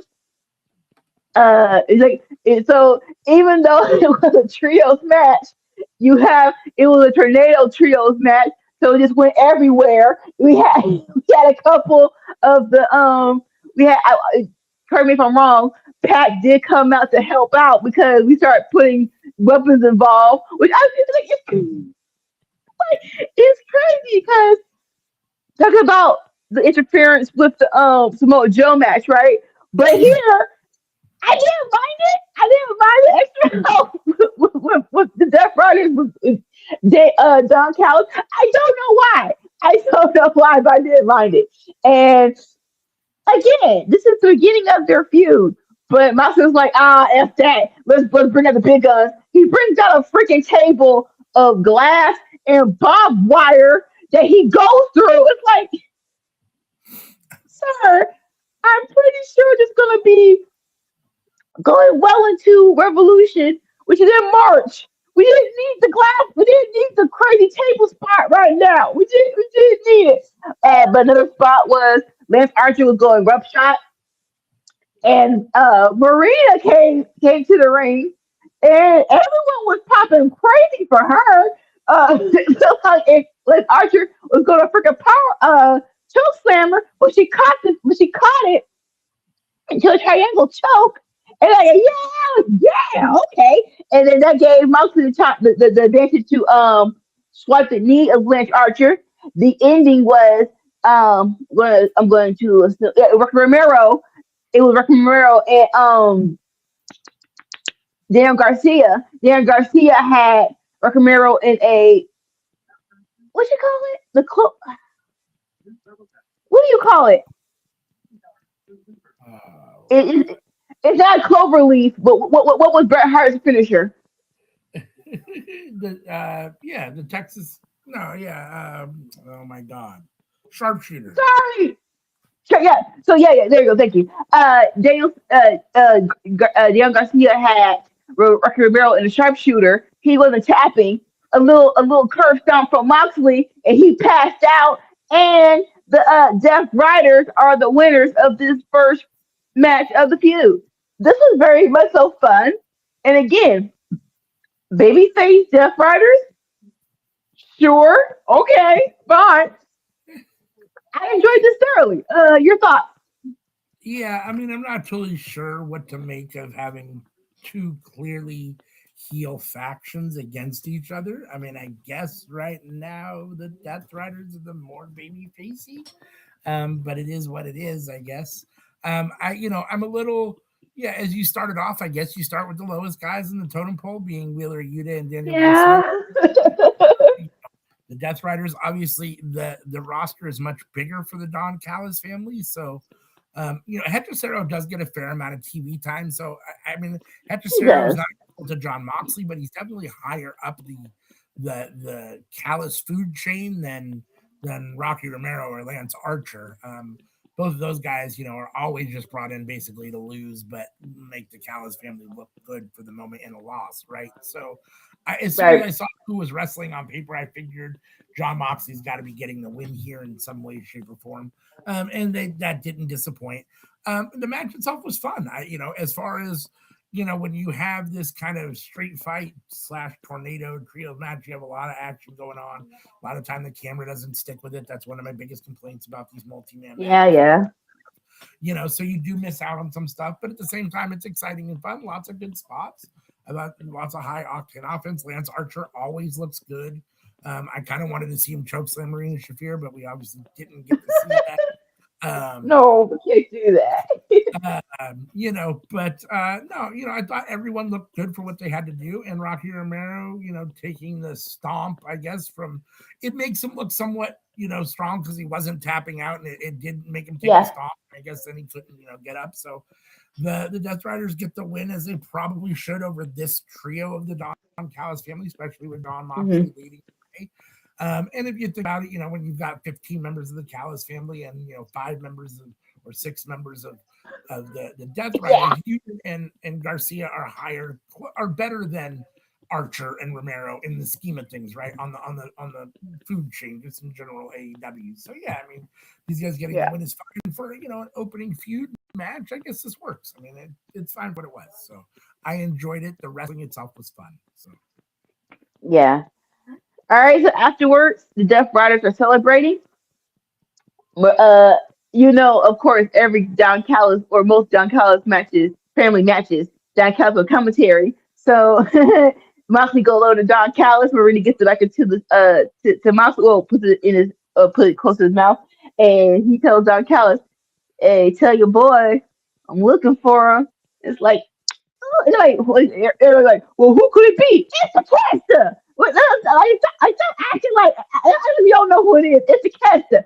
I say that because during the T2, he did beat Fletcher and he did beat Okada. Cause the caster, yeah, Moxley beat Fletcher and he beat Okada. The caster's the only one he did not beat. So that match is soon to come, and I am here for it. Any thoughts on that? I mean, that's a lot of projecting. I mean, I don't know. It could be anybody. That's why he was so vague about it. 8 million Don Callis boys, right? I mean, you're right. He has already beat Kyle Fletcher, so we don't necessarily need to see that again. He's already beat Okada, so we don't really need to see that again. The only one really is probably Takeshita that has a lot of meat on the bone, but you never know who he's technically talking about. That's why he said it in that way. So I like the mystery of it, the little whatever little mystery you can put on it. I like it. At the same time, like you said, we all know he's obviously talking about Takeshita. So I'm definitely here for Moxley versus Takeshita. And I'm here for the continued Death Riders versus the Callis family to see where it plays out ultimately. See how it plays out. Yeah. All right, and so we get Triangle of Madness uh backstage, speaking of riddles, of course. Favorite trio. Um. Oh, was it what? I said Anika's favorite trio. Yeah, whatever. So Tekla points out that she did get the pin on Statlander last week when they went into a trios match, and so she is challenging Statlander for her AEW Women's World Championship. And they're like, "Why stop there?" And Julia challenges Willow for the TBS title, and of course, let's get toxic. Blah blah blah. What do you think of them doing? Cause like okay, so this is I do wonder why Revolution is in March. It feels like 3 months until your next review. Listen, we love the build up of pay per views, but 3 months it feels like whoa. What we're gonna do in the meantime between time? I said to say this because this match is gonna probably gonna be what's the word? Uh, in 2 weeks or next week. So it's like, interesting. We are so suffice to say, Willow versus Julia will be Saturday. So it is like, I mean, okay, sorry. Use your words, Mika. Even though Tekla has been circling Statlander and they've been doing this feud, it does feel like focusing on Statlander versus Tekla 1-on-1. I would like a little bit more hype. You know what I'm saying? But suffice to say, it makes sense to do. It makes sense to her to challenge her, but they're not going to do the match. They're going to do the match sooner than later, which is like okay, it is what it is. But your thoughts on this backstage promo? They're pushing these guys really hard, right? I mean, in a Yeah, matter of, I don't want to say shoving it down our throat because, Tekla is a good wrestler, and Julia Hart has had solid moments in the past, and we all, each one of us has our own views on Sky Blue, right? So it is what it is as far as that goes. But they definitely want these three to play a big role in AEW in the women's division. They want this to be a big faction, and I think that Tekla is going to be AEW Women's Champion probably sooner than later. Now, The question becomes, because Chris Statlander has beaten both Mercedes Moné and Toni Storm since being AEW Women's World Champion, is it okay for her to lose to Tekla? Probably not. But the question is, if it's not Tekla, then who is it? I mean, do we revisit Mercedes Moné? Do we revisit Toni Storm? We don't want to do that. And so who is it? So it feels to me like the meat on the bone here is a Tekla Statlander feud.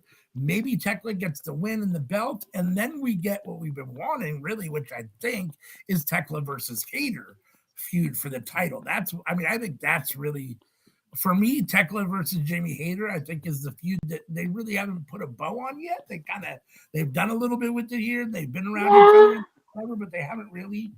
And that's, I think, a way to put the belt back on Jamie Hayter by beating Tekla at some point down the road. So I'm not opposed to any of that in my mind. It'll be interesting to see what ends up happening as far as Tekla and Statlander goes. Yeah, I mean, there is definitely a big gap between World's End and Revolution, and so they have to fill that with stuff. So, you can't necessarily push. I mean, I guess you could push Statlander and Tekla in some way off to Revolution, but I guess the question is, do you deem it a big enough match for Revolution? And clearly, Tony doesn't think so, right? I mean, that's why he's doing it. So, Tekla winning or not, he clearly thinks that it should be done on the Dynamite. So, and again, you have to fill the time in between. And I'm not mad about a gap between. I think that a lot of times they have way too many pay-per-views in general. So the little gap is a nice breather, especially since we get the Royal Rumble at the end of this month. And even though I'm not watching WWE, it sounds like it's going to be AJ Styles' final WWE appearance, maybe match. Maybe Royal Rumble. I'm not going to. I don't want to. But you can see Anika freaking out over there already. As we all know, we love AJ Styles. No. So here's the thing, right? Here's the thing. I never wanted someone to lose a match in all my life. I really because in my mind, the best case scenario for Anika, AJ Styles losing because of AEW. So I'm like, I want that to happen. But then the dark side of my mind, and I hate this, and Chuck Berry said it out loud in the group chat, like, why would you say it out loud? Is that he loses and they put him on TNA. And I'm like, please don't do that. Either he wins and they extend the feud with Gunther, or he loses and go to AEW. That's the only two scenarios that should happen. That's the only two scenarios. But I am very I want the first scenario though. I want the first scenario so bad. Yeah, I mean, here's the thing. Like, as far as AJ Styles goes, like, I personally, even though he hasn't gotten what I would call the greatest run recently, some of that's because of injuries, some of it's because of age, he's had a very good WWE career. And I think that if he was going to want to, that if he was actively going to continue wrestling, he would probably just stay in WWE. I'd be very surprised if he actually ends up wrestling somewhere else. My heart wants AJ Styles to come have a little run in AEW just because I want to see him versus all those guys that are there. But at the same time, that's going to happen. I think AJ Styles, if he doesn't stay in WWE, is going to actually retire and go away. Now, he might be on your TV screen and little minutes here, little cameos there, do a spot here, show up for somebody as a corner man or something or whatever. You never know. He could even come maybe do some commentary at some point or work backstage and something like that. But I'd be very surprised if he leaves AEW and goes and wrestles anywhere else at this point, which is extremely disappointing because there's so many matches in AEW that I'd love to see AJ Styles wrestle. And I think even though I haven't really watched him recently, last time I saw AJ Styles, he still definitely had it. So, most definitely. So bringing it back to AEW, however, you have to fill this time with some stuff, and so this works fine. I mean, we'll see. Julia Hart versus Willow obviously harkens back to we've had that in the past, and I'm not necessarily the most anxious to necessarily revisit that. I guess it is what it is. We need challengers for Willow's TBS championship, I guess, and Julia Hart's around, and Triangle of Madness is being pushed, so it's fine. I mean, for what it is, I mean, I again, we've seen this. Like, as much as I don't necessarily want Sky Blue, and I think the matches will be better with Julia Hart and Willow, it feels like Sky Blue should be in that spot because we've already seen Julia Hart versus Willow over the years. Like, it feels like there should be a spot for Sky Blue to maybe get a little bit of, individual play and recognition time to do her thing. But again, Julia Hart's a better wrestler, so I think her versus Willow has more meat on the bone in the ring itself. So it is what it is. I mean, we'll see what ends up happening.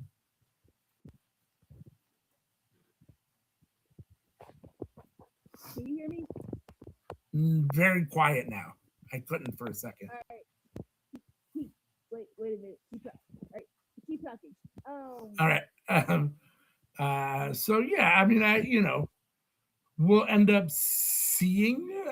We need some good challengers for Willow in that TBS championship. It feels like there are other women that could be challenging for that title besides Julia Hart. And I know that Jimmy Hayter's been around the world title picture, but even her versus Willow for that TBS championship would be fine. I mean, Tony has mentioned in the past that he wants all titles to feel equal. So I think there are other women that I think should get an opportunity maybe over Julia Hart. But, again, we'll see how it plays out. Yeah. No. I don't think Tony has a plan. I'll say that. I don't think that Tony has a plan. That's just me. I would love for all of this ending with Hayter being champion again. I wouldn't mind that at all. I do want Willow to get a big push. I do agree with you about the whole let it be Julia instead of let it be Sky Blue instead of Julia.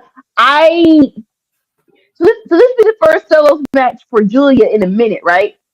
Especially since her injury. So I am interested to see where we are with her, more so wrestling wise, her being a solo competitor. I will say that I think that she is still better than Julia. We're gonna find out tonight, but I think that is the case. That's just me. But yeah, I'm not mad at all. I'm not that I just have a plan for these girls. That's all I'm saying. All right. So next up, we have a nice little. Never say a squash. This is a very short match. We have FTR compete against the new tag team of these men called Jordan Oliver and Alex Price. And like I said, it wasn't a squash. They actually gave Jordan and Alex some offense where it actually felt like, yeah, I should believe in you guys. Oh, they're actually doing stuff. But all in all, FTR did get the win. What was your thoughts on this match? It was fast. Again, it wasn't a squash. And they are all elite. Sure. No, I mean, That was gonna say real quick. No offense, but the all elite banner is for people that with a little notoriety. Like even with like the low, okay, not to rag, but the lowest of the people in my mind that were, you had the all elite banner was uh Brian Keith. But I love Brian Keith and I know of him. So it's like, listen, we're getting kind of flimsy with who we're giving the all elite banner to. I'm just saying, like I don't know who these people are. I'm just saying. But yeah, your thoughts. yeah, I mean, I agree. I mean, it's definitely one of those things where, like, I don't think people are overly necessarily, jumping through the roof because Alec Price and Jordan Oliver are now AEW roster members. At the same time, both these guys have been putting in good work on the independent team, both as individual wrestlers, as tag team wrestlers, as a tag team together, as trios. They had another member, I forget the guy's name at the moment. I don't know why I'm trying to blank. But Jordan Oliver has been all over the place, as is Alec Price. So it's good to see them get there. Ultimately, I guess, see some of their hard work come to fulfillment or fruition. They got a match against, one of the best tag teams in the history of tag team wrestling and the current AEW World Tag Team Champions. So that's nothing to scoff at, even though, it's an extended squash match. It's not. I mean, they got their action, but there's no predictability here, right? There's no There's It's no not. unpredictability Sorry. here. It's very predictable, is what I meant to say. There's no unpredictability here. We know that FTR is going to get the win here, even in a non-title match. There's no way that these two in their debut are beating FTR. So in that regard, it's a little anticlimactic for Alec Price and Jordan Oliver's debut, in that you'd ideally like to see them getting a win, but just a match against FTR and your world tag team champions on Dynamite is a big, spot in and of itself. So, and like you said, they had an opportunity to show a little bit of what they can do, and hopefully Tony continues to give them the opportunity to show what they can do and gives them a little bit of a push. I like both these guys, so it'll be interesting to see what becomes of them as a tag team. Yep. Yep. All right, and then of course, Big Stokes has to before the match. Big Stokes was talking about the Big Stokes Foundation, which is an actual website. You actually go there, and it's an actual website of Big Stokes in a chair. We told please donate. And after the match, a little bit of a little job jacking with TR saying how they're gonna beat Doyle and Davis, and that is next week. It's like what? Okay, so what do you think about this, right? 'Cause we're talking about the whole gap between Revolution and uh between here now and Revolution, and I don't know. Again, even though Davis and Doyle are new, I thought at least give it okay, Maximum Carnage was last week. At least let them do it on a special day. But it has been a minute since we got a one-on-one. Besides now, a a true tag team match on Dynamite, not a multi-man match. It was like, okay, fine, but it's like I thought they were gonna put more stink on it, or at least there we go, enough time to hype it up. But your thoughts on they're doing Davis and Doyle versus FTR next week? I mean, no scoff to Davis and Doyle, but we obviously know who's probably winning that match as well. I mean, I don't think there's much unpredictability there either. I think it's pretty predictable that FTR is going to get the win there too. And I'm not totally sure that, as much as I think Davis and Doyle is going to be a fun match because they're hard hitting and they're big guys, going to be big men slapping meat. FTR should be, they should have Yeah. chemistry and work well. FTR being world tag team champions and having a defense against an Alec Price and Jordan Oliver, and then against a Davis and Doyle, it's not doing a whole lot for elevating the tag team division or those belts. It doesn't feel like they need to be having I get matches that. the biggest tag teams in AEW, not the mid card tag teams or the guys that you're trying to maybe get over as a bigger tag team, i.e., Davis and Doyle. So in that regard, I think it's a little weird that that's kind of the trajectory that their run is on, especially because they are FTR, one of the greatest tag teams of all time. At the same time, I understand every match can't be FTR versus the Bucks. So I get that, and it feels like they don't quite have the the tag team roster that they had in the early years to just have great match after great match, i.e. the Lucha Bros. I mean, you still have Jurassic Express, but now Luchasaurus, I think, is out for a minute, which is why why Jack Perry's doing more solo work the last few weeks. So I mean, you're down several tag teams overall in the scheme of things as far as the division was when it first started, and so I get that, but at the same time, it just feels very kind of anticlimactic to be having your tag team championships, even though this wasn't a title match against Alec Price and Jordan Oliver. It's still your tag team champions wrestling a match, at least against Davis and Doyle, it'll be for the tag team title. So I guess it makes it a little less predictable, but it still feels like 98% to 2% that FTR is going to get that win. So, okay. Yeah. I'd Okay. like to see All them right. wrestle some better competition. Let's put it that way. Definitely. Okay. Let's not forget that Mark Davis was one of the best tag teams champions in New Japan. So I'll give him that. It's no slight to Davis and Doyle, and it's no slight to Alec Price, but this is FTR. Like, I mean, and not only is it FTR, but they're your world tag team champions, right? It'd be one thing if it was just FTR wrestling these guys without the titles, but these are your world tag team champions. It feels like for them to have what I would call a real solid, memorable run with these titles, there's just an interesting way to start it off. Yeah, no, yeah, definitely. I'll agree with you there. Like, do you okay? Real quick, and then because I don't want to linger, do you have any hope of Cal Fletcher and Mark Davis getting back together at all? Because like, if this was Mark Davis and Cal Fletcher, oh, this would definitely shoot. Even though we had the match, it wasn't really prepped up the way it should have been. Like, do you have any hope they'll get together? I just run, just run real quick, and then you can go back to Fletcher being the pro star. Yeah, I mean, no, I mean, Aussie Open, Mark Fletcher or Mark Davis and Kyle Fletcher together, has a lot more,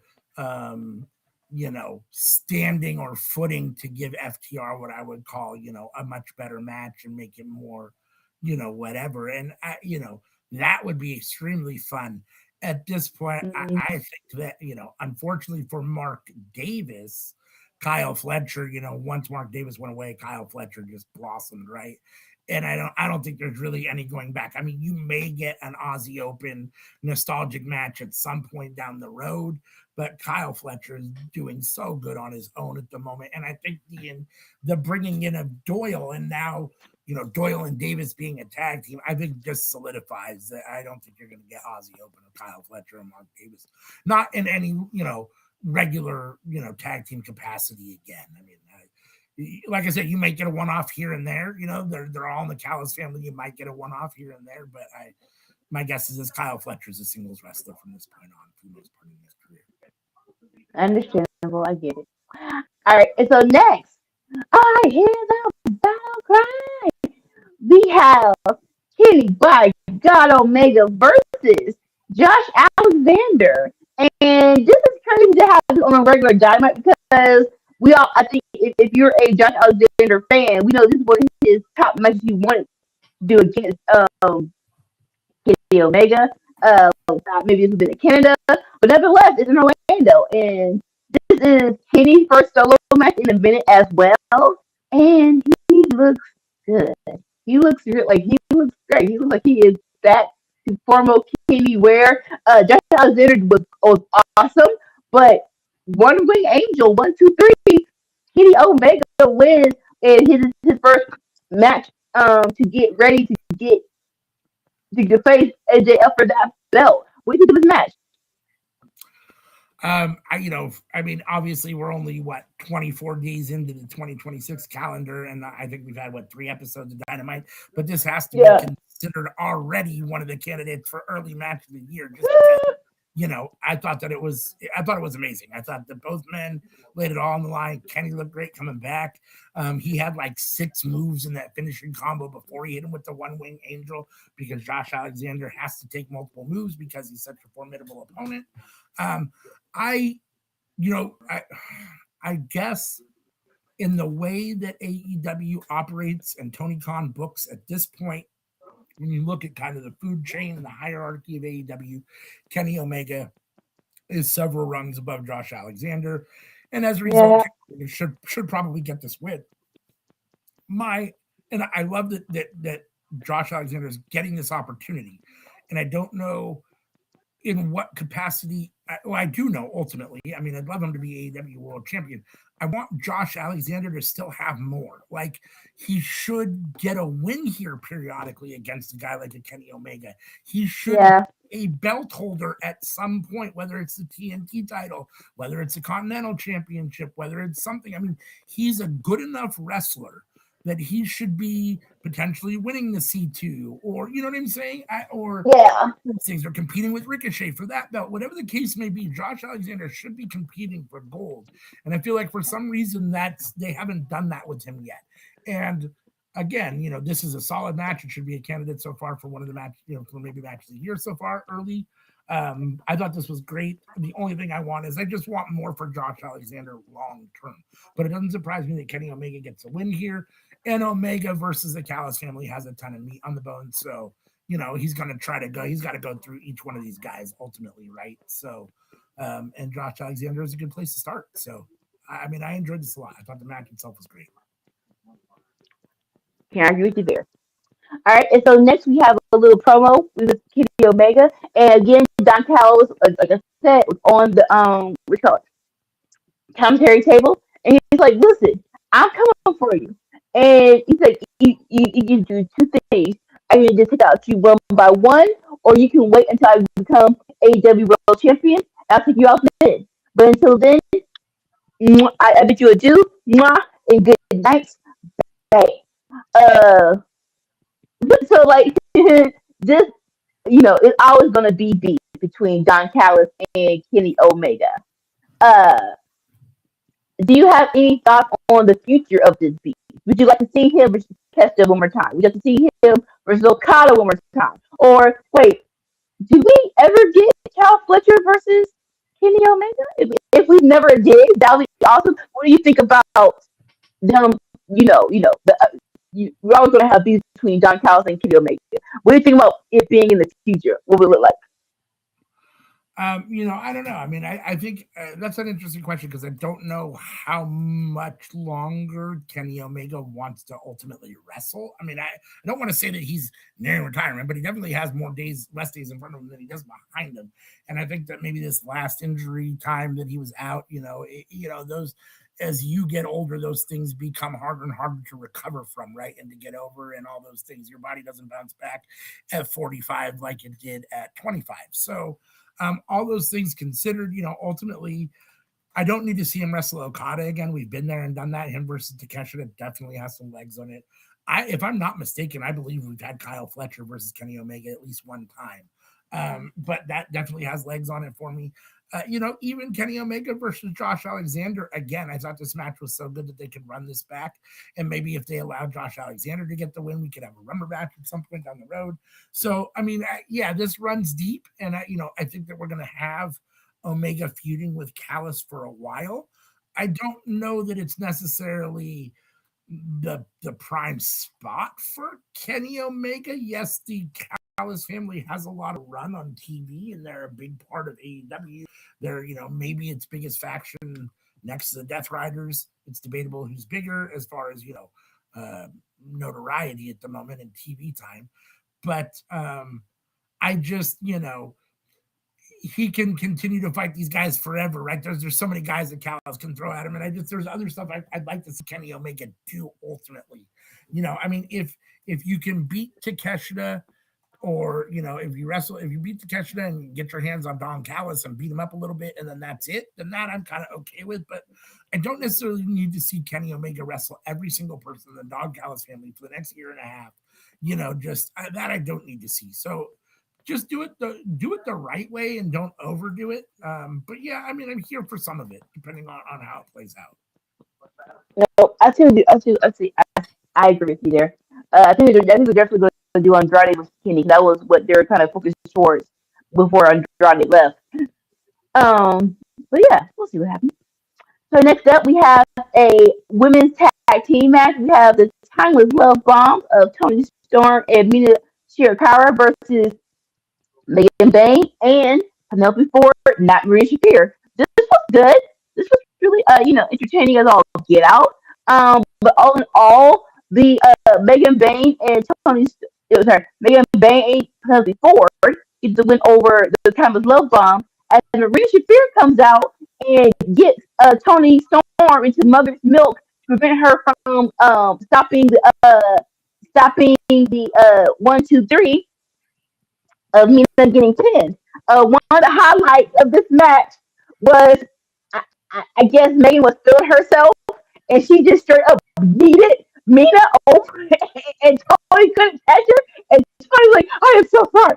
And so Mina hit the ground hard, and Tony was like, "I am so sorry." She hugged her, and then Megan was like, "I don't give a crap." She gets Penelope Ford and needs her towards Tony and Mina, and thankfully they were ready to catch her. Like, ma'am, we all know you're strong, but Mina is small. Can you please be a little bit out vacation and to recover from these hitting people. But that was actually a really good match. Your thoughts and your thoughts on the end, because it is kind of crazy that as of right now, the feud between the Death Riders and John Cal's family, the Death Riders are baby faces, but they what's the word? They kind of in this band of things, Marina Shafir was a little bit of a heel, a little bit. She was a heel, and it's like well, it's just how we want to play it. Like if we're gonna go, like she got a big pop when she was in that match with the house the trios match with the John Callis versus Jeff Riders. All right, and, like, listen, this it feels like they have a plan for Marina, and I don't know how I feel about that. Here's the thing. Here's what the plan is. The plan is for her to face Statlander at one point in time for the belt. Uh, okay, but okay. There you go. There you go. That's a better question. Number one, how you feel with the match, and number two, which one is better? I know you think Marina sucks, and I can't really disagree with you. But which one is better, babyface Marina or heel Marina? Which one do we think is better suited in this situation, in this scenario? So the match first. I thought the match was fine. I mean, I find it interesting that Megan and Penelope get the win here over Tony and Mina. I mean, I guess again, we say this a lot on the show. It is what it is. You can't just have the same people win all the time. And if you want a feud to have any kind of legs and to make it feel like there's actually a feud going on, the other team has to win sometimes. So at some point, Penelope Ford, the returning Penelope Ford, and Megan Bain do have to get some sort of victory over Mina and Tony Storm to just kind of make it feel like it's a real rivalry. So it's fine in that regard. I mean, I'm not necessarily a big fan of Tony Storm taking losses just in general. But again, she'll be okay, as will Mina Shirakawa. I guess we're ultimately gonna get. I mean, we've got to the fact that Marina Shafir puts Tony Storm in mother's milk again so that she can not help Mina get out of the or out of the pin so they can whatever. At some point we've got to get Marina versus Tony again, I guess, even though it wasn't very good the first time. I think we have to do it again just by default because they still are fighting with each other. So it is what it is. I'm not here for Marina versus Statlander. If that's the plan, I don't know. I don't know exactly what Tony Khan sees in Marina Shafir as far as a wrestler goes. I can see in the personality, she's got a strong personality. I think she's a solid manager. I never really cared for her for John Moxley's kind of manager protector because it's Moxley and you don't need that. But, she's done a good job in that role.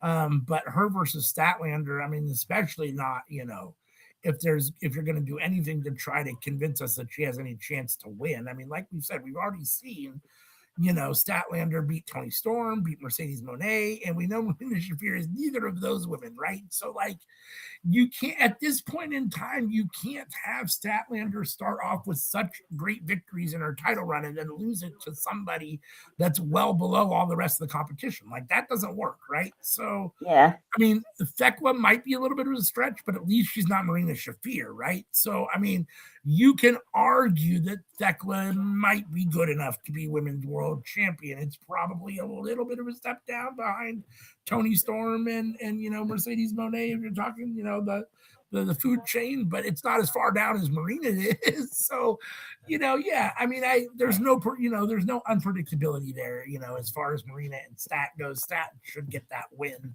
I guess the only unpredictability is whether the Death Riders get involved and help Marina cheat to get a win, which could always happen. That I don't like. Yeah, I mean, we'll end up seeing what becomes of this with this ultimate, feud between Megan Bain and Penelope Ford and Tony and Mina. The match itself was fine for what it was. I mean, the women get a good spot, and the match was fine, so I enjoyed it. Yep. No, I understand. All in all, like, there we go. To the meat and tail of it is, who, I think Statlander, the top two people who should drop it to, is either Willow or Jamie Hayter. Even though we already had Jamie Hayter versus Statlander, it's just crazy. It's like we did all the big matches so early for Statlander. We should have spread the jobs out a little bit more, but it's fine. All right, so we got a promo. We got a promo with Claudio facing Roderick Strong. More so that's gonna be a team at LL. I appreciate, like, this is an unlucky partnership between CMLL and AEW. More so of some type of partnerships is we've seen them, and it's literally one company takes a team more than the other. But it feels like this is a very mutual partnership, which is very good. Like I said, I don't know. I wish, like, if they could just show it either like on YouTube or something. But either way, any more thoughts on Claudio versus Roderick Strong?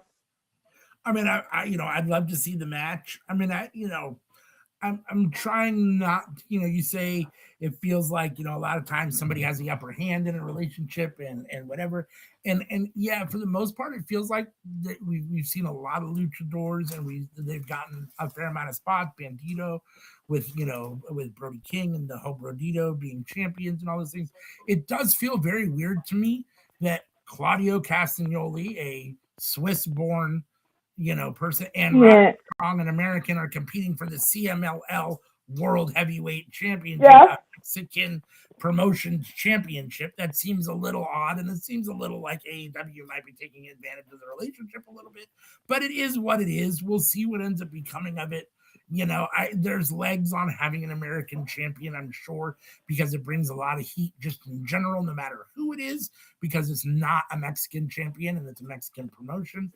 So there's all of that, as far as seeing it. Yeah. I mean, ideally, if you're going to partner, if you want to partner with CMLL or any company and try to give them a rub or try to, help them get over, the easiest way to do that is to put them on your TV where you already have the viewers. So either on Collision or Dynamite would be the place to do it.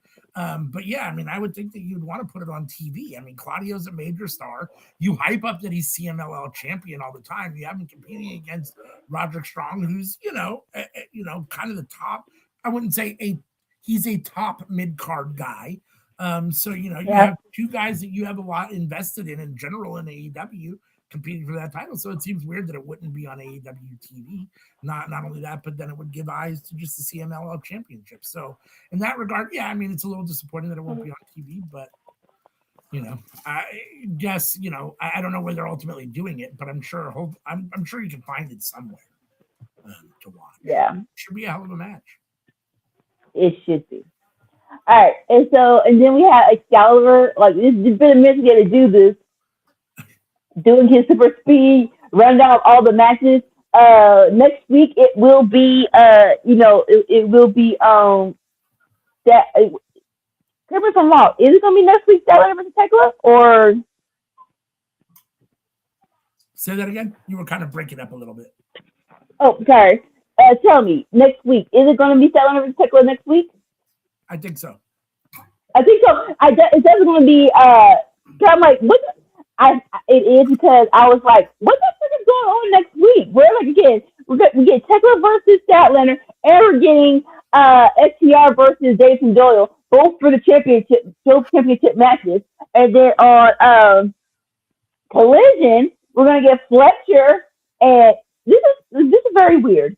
We're getting Fletcher and Okada versus the Gunn of Billy Gunn and Austin Gunn. Number one, where is Juice? Please tell me that they're not breaking that team up, because that'll be boo. And number two, really? I'm like, no offense. I don't say Billy retired, but when did Billy come back to wrestle? Great, but I'm like,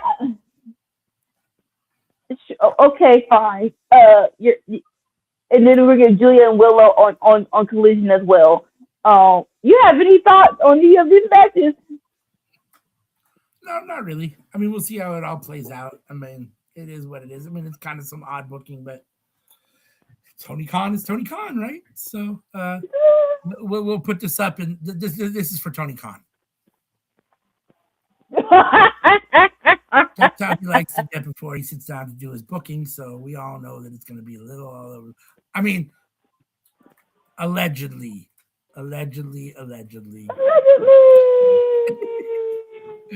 But yeah, no, we'll see. I mean, obviously it's some interesting choices for matches and the placement, but we'll see how it all plays out. And you can join us next Saturday for us to talk about it, and we'll tell you how it ended up playing out, and we'll see what ends up transpiring over the next week as far as Collision and Dynamite go. In the meantime, all right, it's time for the main event of Swerve versus Kevin Knight, and this was a very tasty match. I'm not gonna say what expectations were, but they were definitely met and overexceeded. I do love that it feels like after the C2, we are pushing Knight towards being a more single competitor, and I actually love that. Swerve being very healy right up in here, but again, it worked for him. Like no offense, it just worked for him to be a baby face. We saw a near fall with the UFO splash, but all in all, 1, 2, 3. Hey, Swerve beat Kevin Knight. Show respect afterward. Again, I'm not sure where we're going with this, but I am interested. We do have MJF in the stand because Swerve did tell us he's coming for him. So it's a little show narrative of MJF just like hovering about all his little future challengers. This was a good show of Dynamite. It really was, right? And so I appreciate that. All in all, I will give this a solid C. A solid C. Cause I'm trying to think. It was a good Dynamite show, but I'm trying to think. Match wise, great. Go watch the matches. But if you missed it, it'd be like, nothing for the nothing into the future you missed. Where it's just like, what's gonna happen next week? You don't you don't need to watch this show to know that. But the matches were great, so a solid C. Your thoughts on the main event and the whole show as well? So I'm sorry, you said solid C. So you got Collision B plus this week. Oh, B. Yeah. B is in boy. Okay, my bad. I guess I'll be off. My headset is a little off. So no, I mean, so the main event. The only thing I might have done was switch maybe Omega and Alexander with Knight and Swerve as far as the main event goes, but I thought they both performed amazing. I thought the ending, that spot where Kevin Knight is in the air and Swerve hits him with the drive-by in the air, that spot looked amazing. And you could just see the athleticism of both guys is off the charts. They have great chemistry together. And I thought that they worked really well together. Man, Swerve, I lay off the protein powder, the weight. Man, the dude just keeps getting bigger and bigger and bigger. I mean, I swear every time I see him, he's got at least another inch or two on those biceps. Like, man, the dude is huge now. Like, compared to what he was, especially like in Lucha Underground. Like, he used to have like a luchador body. Now he's like, you know what I mean? So it's like, dude. But he went to a heavyweight. Yeah. For being a main event superstar and AEW champion, he probably needs that build because I think that the smaller guys a lot of time don't get to play, right? So like you gotta do, right? He looks much more intimidating, swollen up like this. So, but the amazing thing is that with all that extra weight and muscle, he still has the incredible athleticism, right? So he hasn't lost a step yet, even though he's getting older and he's putting on more weight muscle wise.